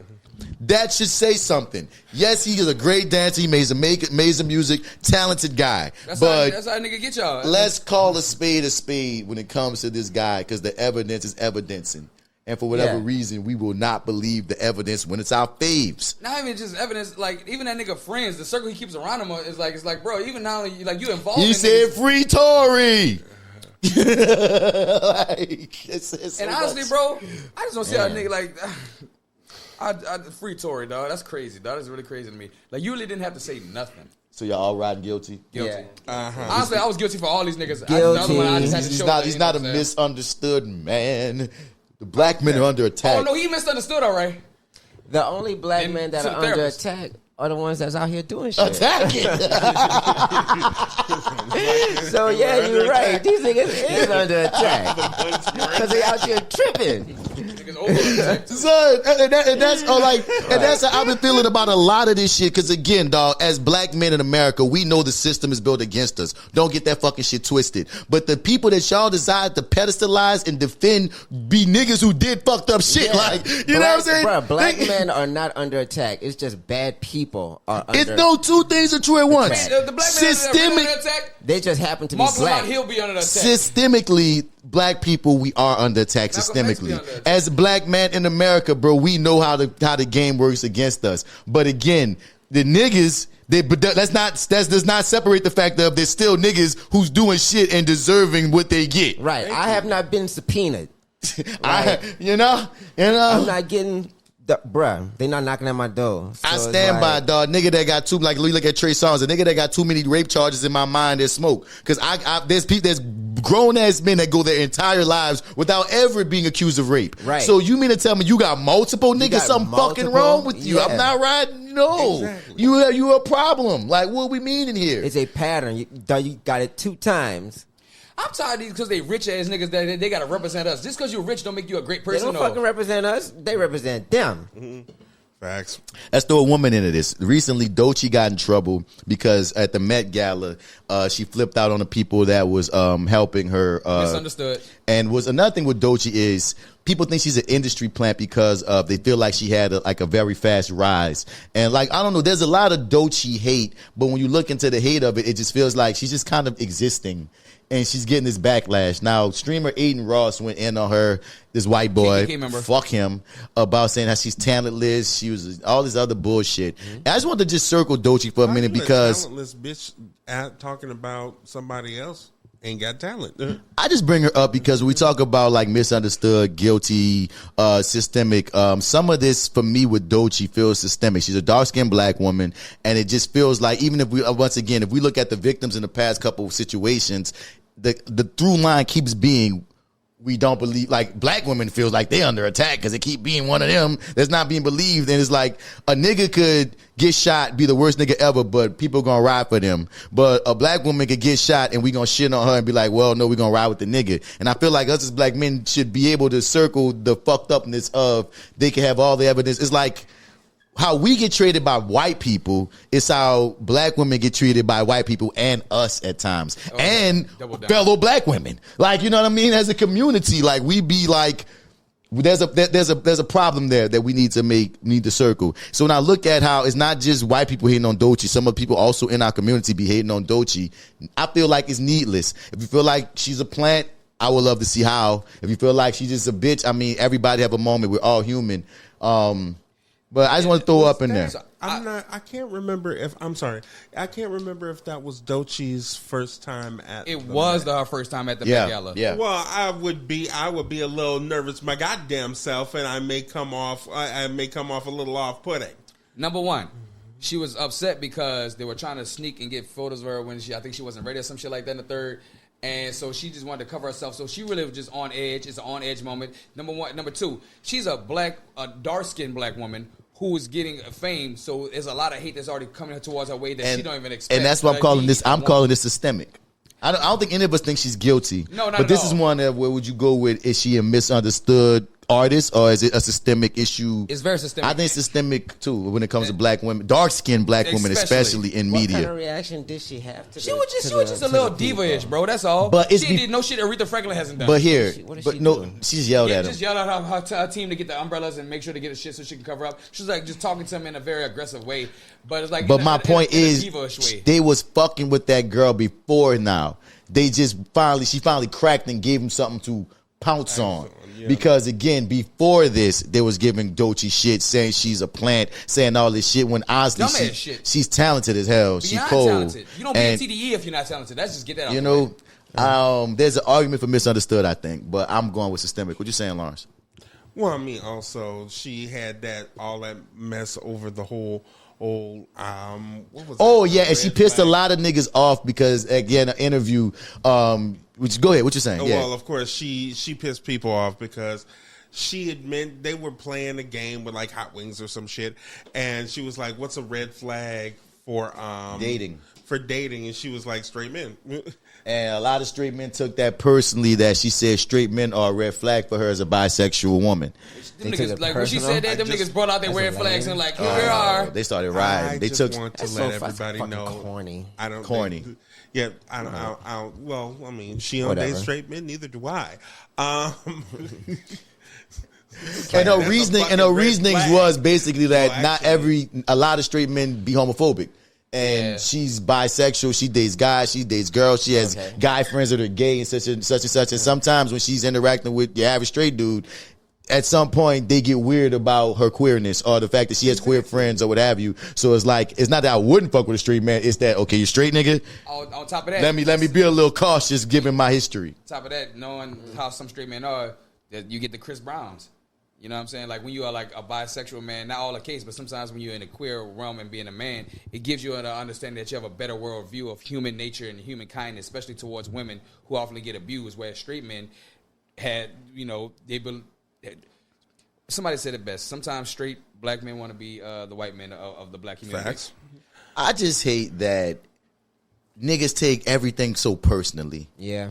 I stand by, if I know I'm not the type of nigga that a motherfucker is referring to, I'm not going to take the charge. Right. But them hit dogs hollering though, because them niggas, that's how they said they trying to get a validation for their feelings to be right because they're hit dogs that's hollering. So many cats act like being a man is like being part of some gang, and since we all have a penis, no matter what happens, if you don't ride, you ain't down. And it's like, my nigga, if you did something fucked up or if you wrong in a situation, I'm not about to ride. What do you call that, dipping? What? Call it dipping. What you mean dipping? Dipping is a term. You know they got simping as a term? Dimping? Dipping is a term. I've never heard that. You got me there, buddy. Dipping is when you put down, like when the men put down women in the sake of riding for the man. I ain't never heard of that one, boy. That's new. It's dimping. Look it up, dimping. I don't even like the way that feels out of my mouth. Yeah. I'm dimping. You dimping. I'm not saying that. I'm not saying that one. I ain't saying that one. Shout out to my boy Conscious Lee. That sounds like how you get. How did you get herpes? I was dimping. Yo. I'll ride for the black man too much. So we're gonna wrap the ETOUFEE up right here. Other people that I want to talk about, we're gonna talk about in the future is Shannon Sharp, Rod Wave. And apparently Sky Jackson is in the new baby daddy who's beating on her too. So this is a thing. But hers is so obvious. Your fucking hands to yourselves. Like, I'm not making an excuse, but you got with a trash ass hood nigga, and what you thought you was going? You thought you got with Marcus Garvey? But you thought you got with Martin Luther King when you got with that nigga? You got with a hood nigga that do hood shit. Hey, all right. I'm not saying he shouldn't, but are you really surprised? Girl, you knew what you was dealing with from day one. I'm not a little boy. Yeah, but a lot of old ways. I just stand by, man. I think more of us, like one word that just keep on coming out of a lot of our mouths as black men to women is accountability. Black women don't have no accountability. Women don't have no accountability. My type is accountability. When you watch the Pop the Balloon dating show, I want a woman with accountability. Accountability, like the way that women bring up narcissistic is the way that niggas bring up accountability. That's weird because we talking about most times when niggas are talking about that, I used to believe that nigga taking accountability of being wrong about something, not being abused and saying. Like, what I'm saying is more of us as men need to take the accountability of we need to take accountability for the fact that, nigga, we be fucking up. That is not every situation ain't the system working against us. A lot of situations these niggas be fucking up, and they might be reasons why niggas are fucking up. You might want to play the systemic card and be like, well, systemically because of this. But at the end of the day, it's like what D often say, motherfuckers, you made your own decisions, and we got to stop giving rope to demons. Like, I'll give rope to a nigga that has a reason that, like, even though he did something fucked up, I can kind of identify with. Like I said, like if the story was true about the dude killing the cop, the dirt, like or like the dude that was in the news recently that the cop killed his kid, so he killed another cop. Yeah. Now he didn't kill the cop that killed his kid though. So again, it's wrong that you killed that cop. But I understand the anger and the hurt that goes into all y'all cops that ride for y'all cops and cover for y'all cops. Well, One of y'all got because y'all don't want to fucking fight against the fact that y'all be having that blue line. So again, if somebody wanted to argue for that, man, even though I still feel he was wrong for killing someone that had nothing to do with it, I could understand it. You feel me? Exactly. I can understand you standing up to see that. But y'all niggas want to stand up for niggas that, bro, there's no reason for you to ride for these niggas when these niggas did it to themselves and you keep trying to use these black women as scapegoats and you think that's some real nigga shit. It's not. It's not, you feel me? One part of being a man, you keep talking about we want to be the leaders and shit. Being a leader at times is taking your fucking lick. Being a leader at times is you want to talk about being all big and bad. My woman need to cook for me and clean for me and do all this shit. Well, part of being a real ass nigga and protecting your people is sometimes protecting them from your goddamn self. Sometimes we as men need to know when damn, we the problem. We the fucking problem, you feel me? They got issues that we could bring up where I could be like, yeah, bro, the black man got screwed. But these niggas that y'all defending like Diddy and DDG and Torey Lanez and Chris Brown, even Jonathan Majors to a degree, like Shannon Sharp, like some of these motherfuckers that you decide to fucking defend don't need your defending. And they rich, so they don't really give no fucks anyway. Broke ass nigga. Right. So, you know what I mean? Like, let's start fighting against the culture of what, I don't know if it's a man, because that shit ain't really serving. And a lot of y'all niggas that got in your mind that anytime a nigga do something for a woman or hold down a woman, he a simp. Y'all the real dimps. Because y'all riding for dick. And unless you gay, and a lot of y'all claim you ain't, that concept should not be something that you identify with. Boss man, D-Lo. Feel me? Because again, I stand by. I hate the way that our queer brothers be getting used to be weaponized, to be like, oh, anytime a nigga do something fucked up against women, that means he must be gay. No, they got fucked up niggas. Stop trying to put it on everything but the fact that the nigga is fucked up. True that. Period. You hear me? And that was that ETOUFEE of the day. That was a lot. Num, Hope nigga. y'all ate all that shit up. You hear me? Woo. Quick NOLA'MURICA. Man, if I hit another pothole, I'ma call the mayor. I'm already reminded of the poverty and the demon slayers. I'm aware of the murder capital of the United Nations. The leader been trying to plan with preparation from observation. But no, I must not look like a leader from the segregation. I see so many homeless people, might consider them my acquaintance. And if that was the case, you would've thought they sent someone from maintenance. Stay with this story, it'll make some sense later. Change start with the man in the mirror. That's Michael Jackson, baby. So I'm speaking now from what I think, from what I have seen, from what I have analyzed, and the conclusions that I have reached. Not a black boy on the scene like Denzel. Y'all heard about the bubble story? Yeah, the wall bubble story. All that shit sound like wall between gentrification. What's up, Lawrence? Tell us about it. So, apparently the CEO of Cafe Du Monde just moved in, I think it's like St. Anne somewhere, and there is a bar across that called, what's it, MBR? It's MB something. So that bar has a little like goofy bubble machine on their balcony. It blows out bubbles. So CEO Ben something has on multiple occasions called the police on this man because the bubbles, quote, may get into his drink or his martini that he likes to have in his yard. Yeah, fuck up his car, his Porsche, or fuck up his Porsche. Which you parked a Porsche on any street in the fucking French Quarter. Why are you worry? Bubbles are the least of your fucking worries. I'm just saying. Bubbles are the least of your worries. Shit is at the top. Just human shit, horse shit. I'm not even thinking about worries when I hear this story. Just the fact of the matter is you're in New Orleans and you're in the French Quarter, and you should just know our city is going to be New Orleans. But That's keep true. going. Yeah. So in the vein, Don't come to New Orleans and expect New Orleans to change for you, bitch. Thank you. Keep going. In the vein of pettiness, a whole bunch of people went out to MBR and blew as many bubbles as humanly MRB. Gotcha. Sorry about that. So I'm apparently dyslexic. But they found as many bubbles and blew so many bubbles, it's ridiculous. They've been trolling this man by blowing bubbles nonstop. So funny. It's some New Orleans shit. Because again, that's like coming to the NO and getting mad about a second line and reporting the second line. Nah, bitch, you came to New Orleans and you gonna move in the French Quarter. It's like moving on Bourbon and getting mad that you seen some titties or a drunk. Right. Like, what the hell is you talking about? I hate when a gentrifier come here and, like I said, you can't change us. Either you adapt or you get the fuck. Like, that is what it is. And like I said, you're the CEO of Cafe Du Monde. If anything, thank you. Why you got private everything? Why you decide to move on St. Anne, like in the busiest touristy area, and expect not to have... Come on, again. Action. That's the right word. I expect not to have no you action. Worried about bubbles on your porch. You need to worry about shit on your porch. To me, on your porch, in your drink, maybe. In your drink.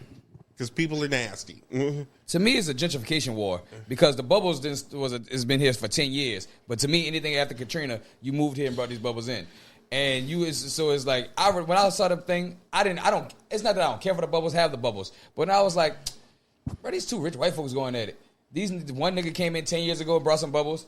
This rich white motherfucker came in yesterday. He mad about the bubbles. Right. Nobody black is owning any of the shit that they work at in any of these places.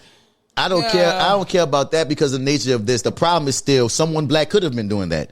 You see what I'm saying? Like, black, like I said, if we had a second line, that's niggas who do second lines. Like, get rid of both of them. That's what I'm saying. Like, I'll get rid of that nigga and his portion, get rid of bubbles too. Who gives a fuck? I ain't giving no, because fuck if the bubbles run there would be something else of the ilk because that's what our city is. And if it was black, I appreciate it more. But whether it's black or white, that's what our city is. Our city does shit like that. Yes, you feel me? So if you're going to move into the heart of the city, you have no business. Whether it's the heart of chaos. You have no business trying to call the police on the city is what I feel like. I feel like you're trying to call the police on New Orleans for being New Orleans. Whether you black, whether you white, Asian, whatever the fuck, dog. There's certain things that we're the city that you could go out and drink with your liquor and you good and shit. We're the city of drive-through daiquiris. We're the city where we get Mardi Gras off. Like, we got our own rules here, nigga. So whether that was a white-owned bubble establishment, whether it's whoever, nigga, you don't come in our city and regulate no shit. You don't come in the heart and regulate no shit. That's the whole point, you feel me? That's why, that's the bullshit.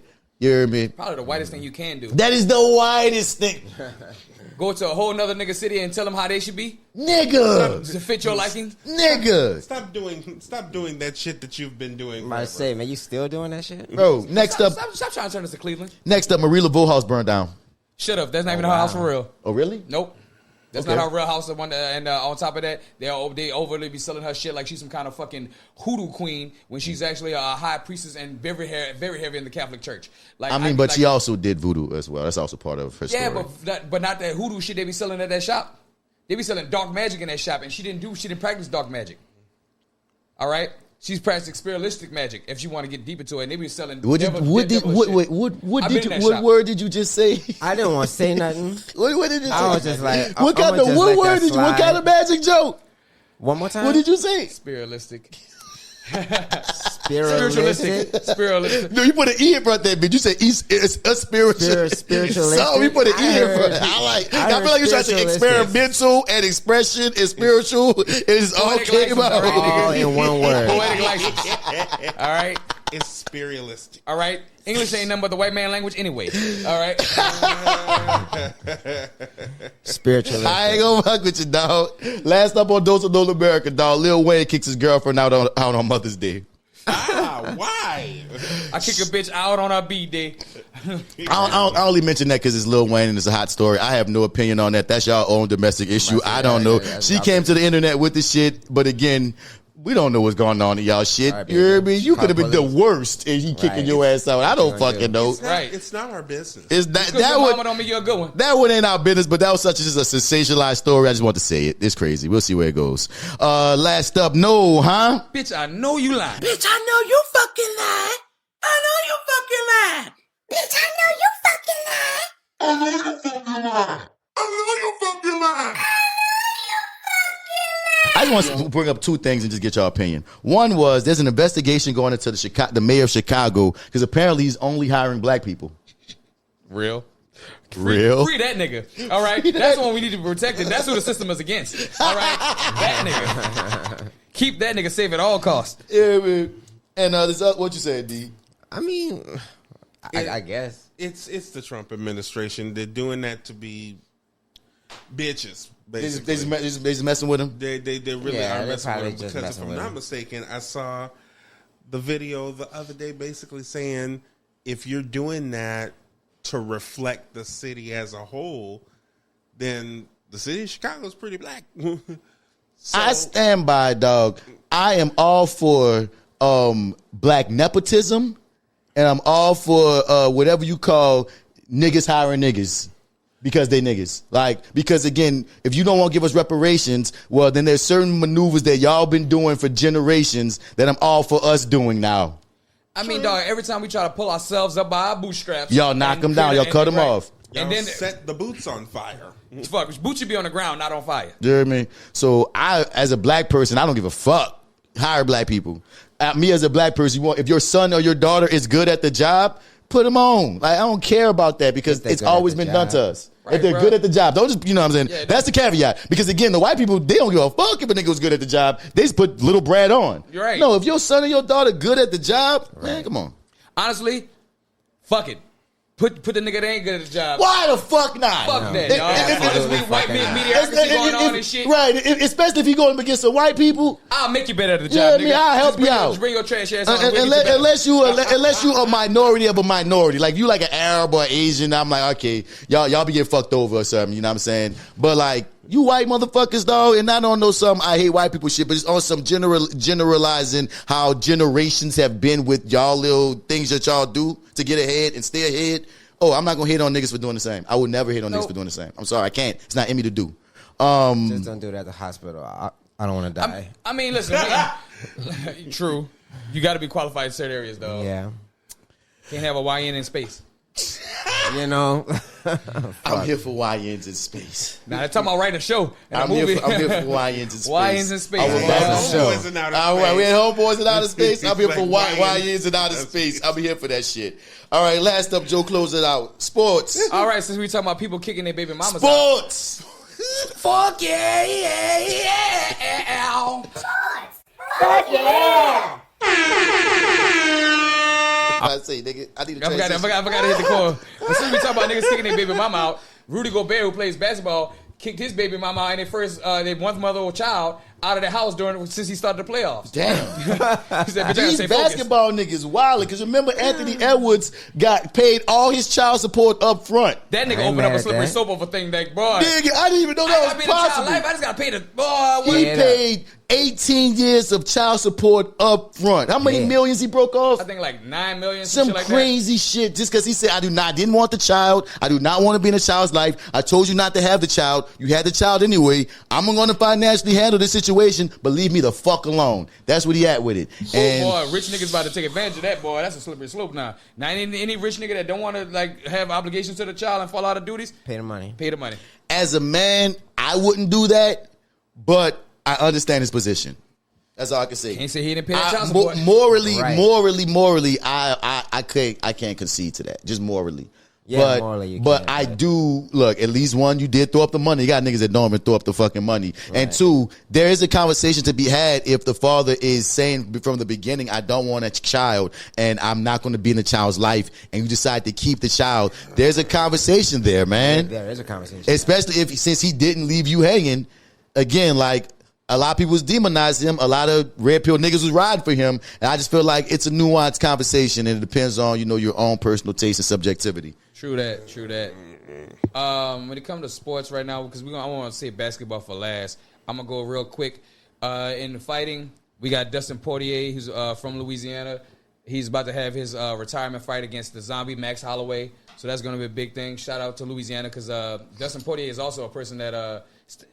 from what I've seen so far, has always been on the right side of history.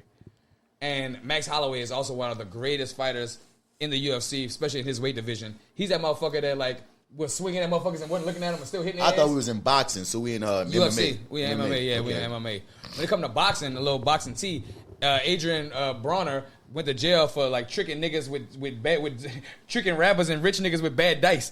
Like getting money out of them niggas with bad dice. I was like, damn, Adrian Bronner, you got so broke you got trick dice, nigga? I said, you got trick dice? Who gets didn't Justin get stomped for that in the centers? That's exactly what our partner Justin Davis got stomped out for. Definitely. Nigga went to jail 47 minutes. Bro, he got trick dice and got niggas out of millions and went to jail, dog. Loaded dice, huh? Loaded fucking dice, dog. That's some throwback shit there, bruh. Number one, that's some nigga shit, dog. Like, yeah, dog, that's some nigga shit. That's some real nigga shit, dog. You too, dog. You got Trick Dice, and you gambling with man. You too famous for that, right? So we're gonna skip out of it. You must really can't fight for real. Nah, his fight days is over. That nigga is like, dog. He kept getting he out of the game. Yeah, bro. He was a lot of mouth and not enough to back it up. Yeah, seems so. Wild in 2025 that you're getting that done. Trick Dice, dog. Nigga, wasn't that the first scene of Harlem Nights? Right. Motherfucking Trick Dice, man. Who else? So we're gonna get out of boxing. We're gonna go into football. I'm gonna just go straight to New Orleans on this one. So we got Derek Carr retired, which is a big thing for us because that opens up a money cap for us. Not only does it's a good thing that he's retiring, but the thing about our biggest problem, number one, our biggest problem is when Derek Carr wasn't in the play, he got our main receivers hurt. Michael Thomas, Chris Olave, and I think one other major receiver. These are receivers who like could have took us a long way, but because of Derek Carr's, there's a thing about certain quarterbacks that know certain things they shouldn't throw because they're putting their fucking wide receivers in the line of fire to get hit and bruised really badly. And he just ignored that rule and got my major wide receivers hurt so much that Michael Thomas had to retire. Damn. So a lot of the city don't even like Derek Carr for that one reason alone. But since he retired, since he was taking so much of the financial cap, the money cap, because every team has a cap they can only spend so much money. If not, it become a monopoly of who gets the best players, who has the most money. So there's a cap on this. We have a lot more room now to get in new talent. All right. A lot of people are like, why we couldn't get Shador? Honestly, at the time, Derek Carr was still running it, so we didn't have the money for Shador. When you saying Shador, you're talking about Deion Sanders' son. Yeah, Shador Deion Sanders' son, Shador Sanders. Which I'm going to bring up. So that's and that was a whole controversy about him during that whole draft. Which I'm going to speak lightly on that. But that's the thing about the Saints is now we got money to bring some talent in and makes people want to come because motherfuckers only want to come, not just because of city, but can you pay me? Can you pay that money? And now we got money to say, hey, we can keep you for a long time. We can build around you. We can start somewhere new and build up again, start a whole new program. Instead of just getting old motherfuckers and just filling in and passing through the seasons, we can start our program all over again and build up from the ground up. When it comes to Shador Sanders, he was the 50th pick in like the last round and was fucked up because he was. Oh, no. One of the last rounds, like 10th round. His brother was like late like that. No, his brother. No. Yeah, Shador was in the 10th round. It was like it was late in the round. But it was way later Especially than people expected. He was projected to be in the first round. They say number 2. You're supposed to be number 2. And the thing about that is that a lot of people want to see in the first round, number 2 in the first round. That's what they thought. Yeah, number 2 in the first round. The thing is, they trying to say he's too arrogant, too cocky. He need to be humbled and all that third. And that's what they're trying to do. Honestly, it was the most buck-breaking ass experience I ever seen in football. Yeah. They trying to take his confidence away, especially a lot of it was also get back for Deion because they tried to take Deion's confidence away in the time he was doing that shit. It just felt like an orchestrated attempt to break a black man because they felt he was too cocky. And the thing is, he ain't even the only cocky nigga. Like other niggas, there's a lot more cocky niggas, especially white counterparts. The nigga that was number 1 low key cocky, honestly. Cam Ward. You hear me? He a cocky nigga, but something about part of it being Deion Sanders' son and the way Deion was like, as Deion Sanders was like his manager in a way. So I think they also want to humble Deion because I think some of them feel the way about Deion becoming a coach. When you become a coach, there's this different power there that's a domino effect, I'll say.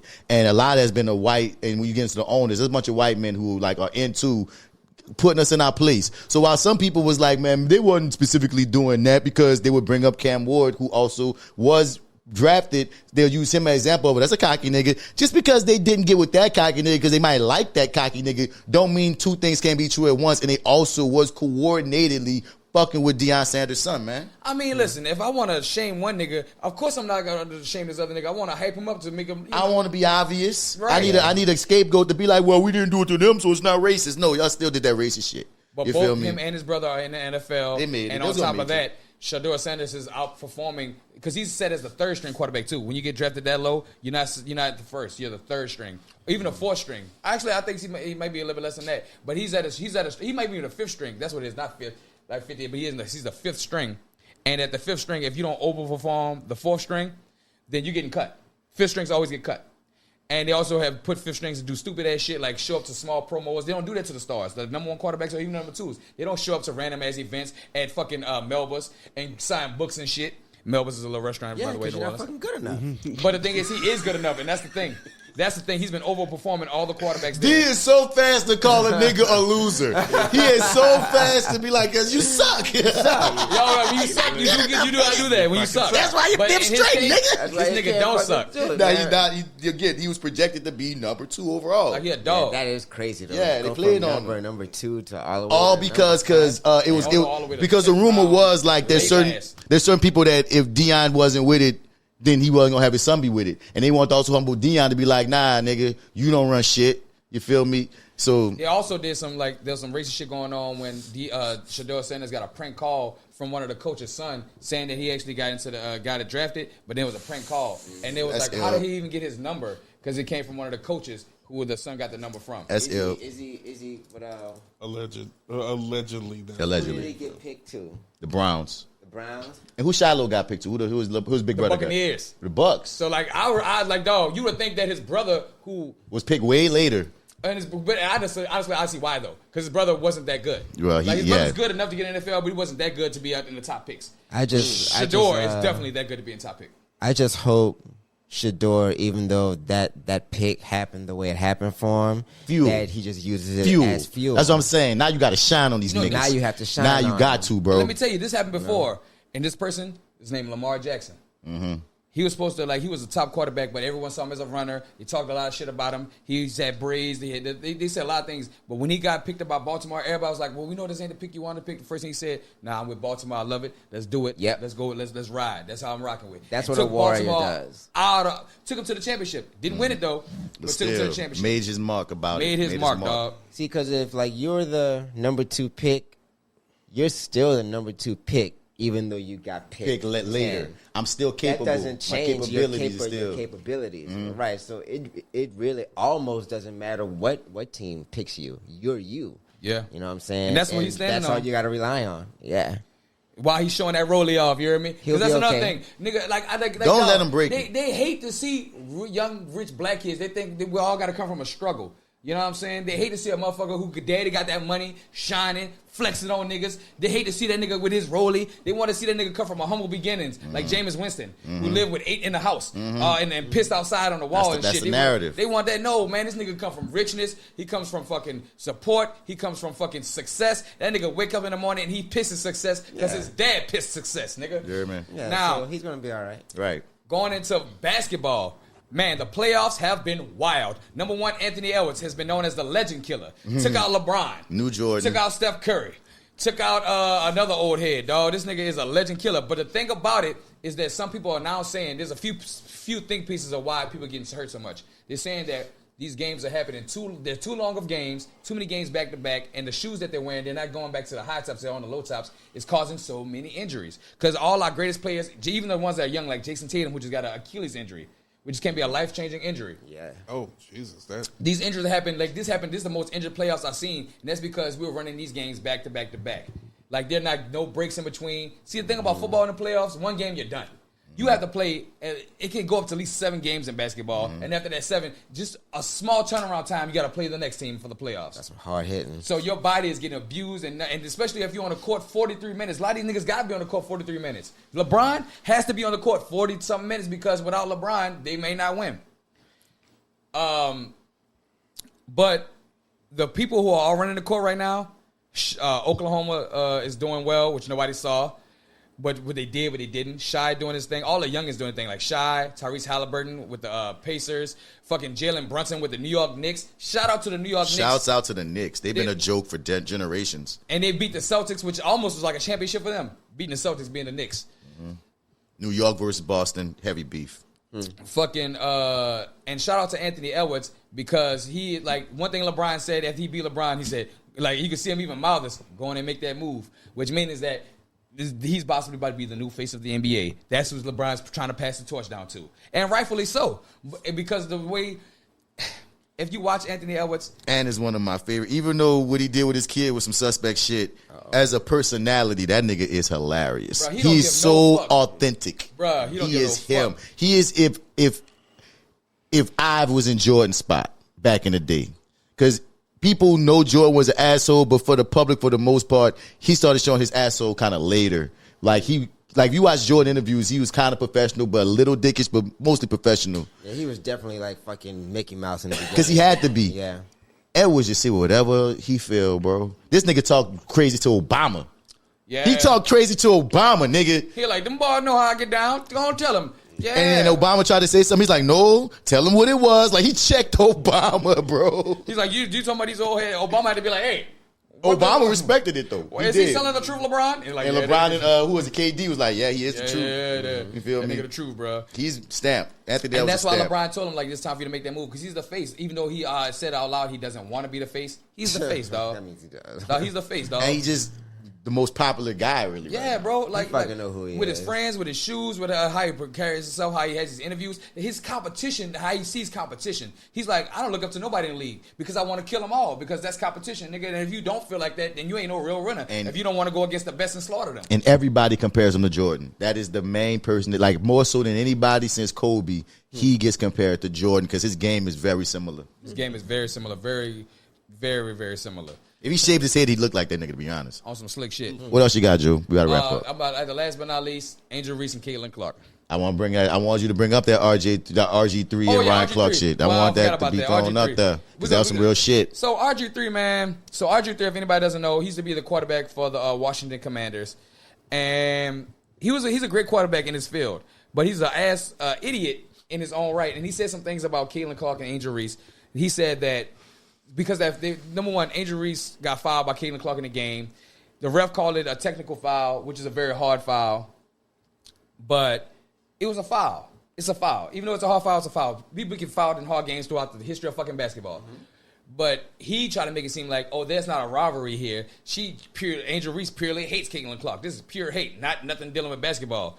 And so, even though both girls have admitted that, y'all, the media sensationalizes our relationship like there's no beef. We got on the court beef, but ain't no hate, nigga. This sports analyst and sports player, former sports player, NFL player Ryan Clark said that RG3 has been married and too involved in his white woman and their white lives too much to understand. Because apparently some backstory on him is oftentimes he has these coony ass takes. He often has a coony ass take. And I'm going to play what Ryan Clark said about him because he kind of read him for filth on the slick. Before you do that, go take a look at a picture of RG3's lining and tell me that nigga ain't been whitewashed. And what's wild is RG3, after Ryan Clark said this about him, I'm going to say afterwards, cool. So now if you're RG3, when is the last time within your household you've had a conversation about what she's dealing with? You haven't been able to do that because in both of your marriages, you've been married to white women. You haven't had opportunities to have those conversations to educate you on what they're feeling, what black women deal with, what they're seeing when they think of a young Angel Reese. And the whole time that he's mimicking Angel Reese and bobbing his head and moving his neck while he's doing this whole piece, his wife is in the back amening and clapping. And so to me, it's just another situation that now this young lady has to deal with.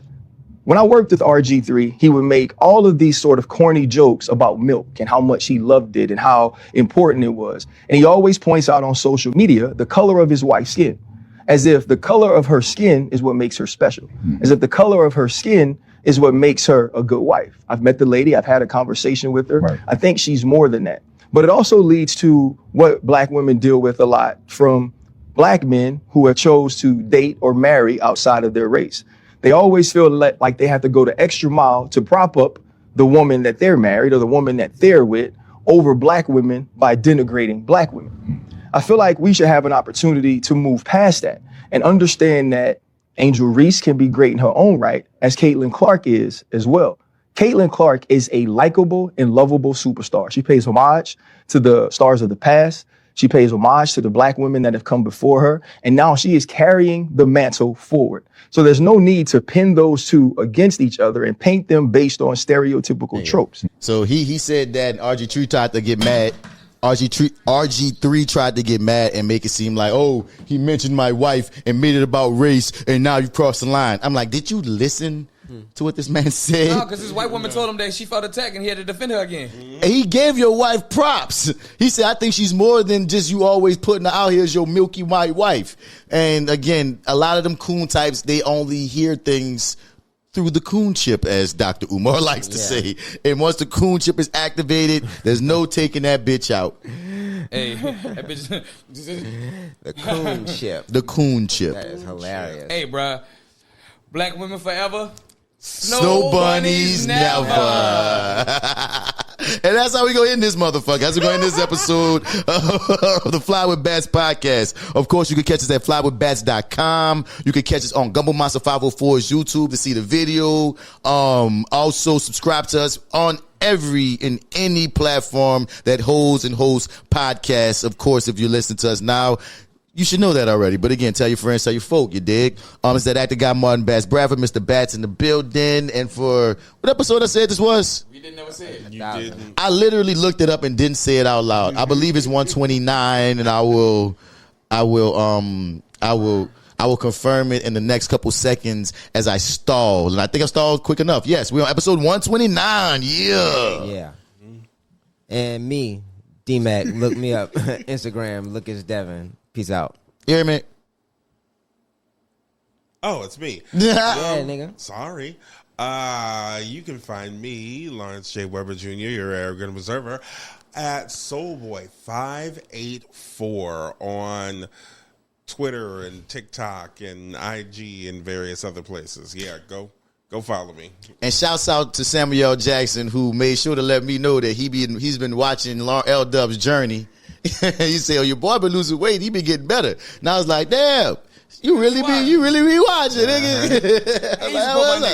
That was up. Yeah. Shout out to the good folks over at Thai Boxing.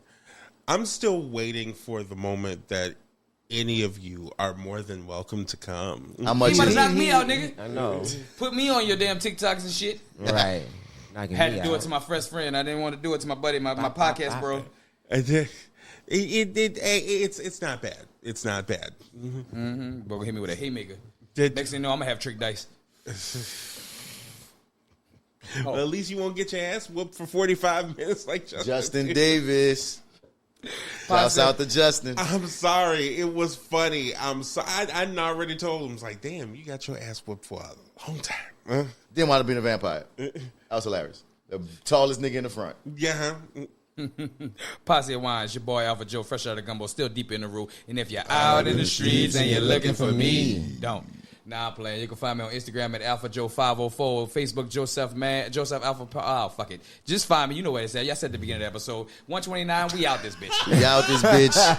And again, we're trying to build a YouTube page, so make sure you subscribe to Gumbo Monster 504 on YouTube. What they be saying? Hit the link, like, share, subscribe. All that. Adios. Who share and subscribe, I'll show some ankle. That's some ankle. And there you have it. You get some LDub ankle. There you go. This nigga old 1930s purge. Collars, chasing green dollars. Don't worry about tomorrow, we gon' party tonight. Whether you work a 9 to 5 or 10 to 6, just know that living life is a true benefit. So when it's time to clock out, it's time to rock out. Throw a party in your neighborhood and bring the block out. Let's take alcohol shots until we pass out. But when the cops come, we got to smash out. But listen, on a serious note, don't let your workforce determine your happiness. After the first, you probably still be in debt. So live your life with no regrets. You heard that money doesn't equal success. Nope, success doesn't last if you're stressed. Nope, and you're too blessed to be stressed. So please have a vodka, it's how God bless. For my blue collars, chasing green dollars. Don't worry about tomorrow, we gon' party tonight. So get on down on the dance floor. Grab your shawty by the hand, let her know that she the one. So get on down on the dance floor. I grab your man by the hand, let him know that he the one. So get on down on the dance floor. Everybody try to have blue collar, but hey, this is for the blue collars, chasing green dollars. Even cashmere's get grass stains.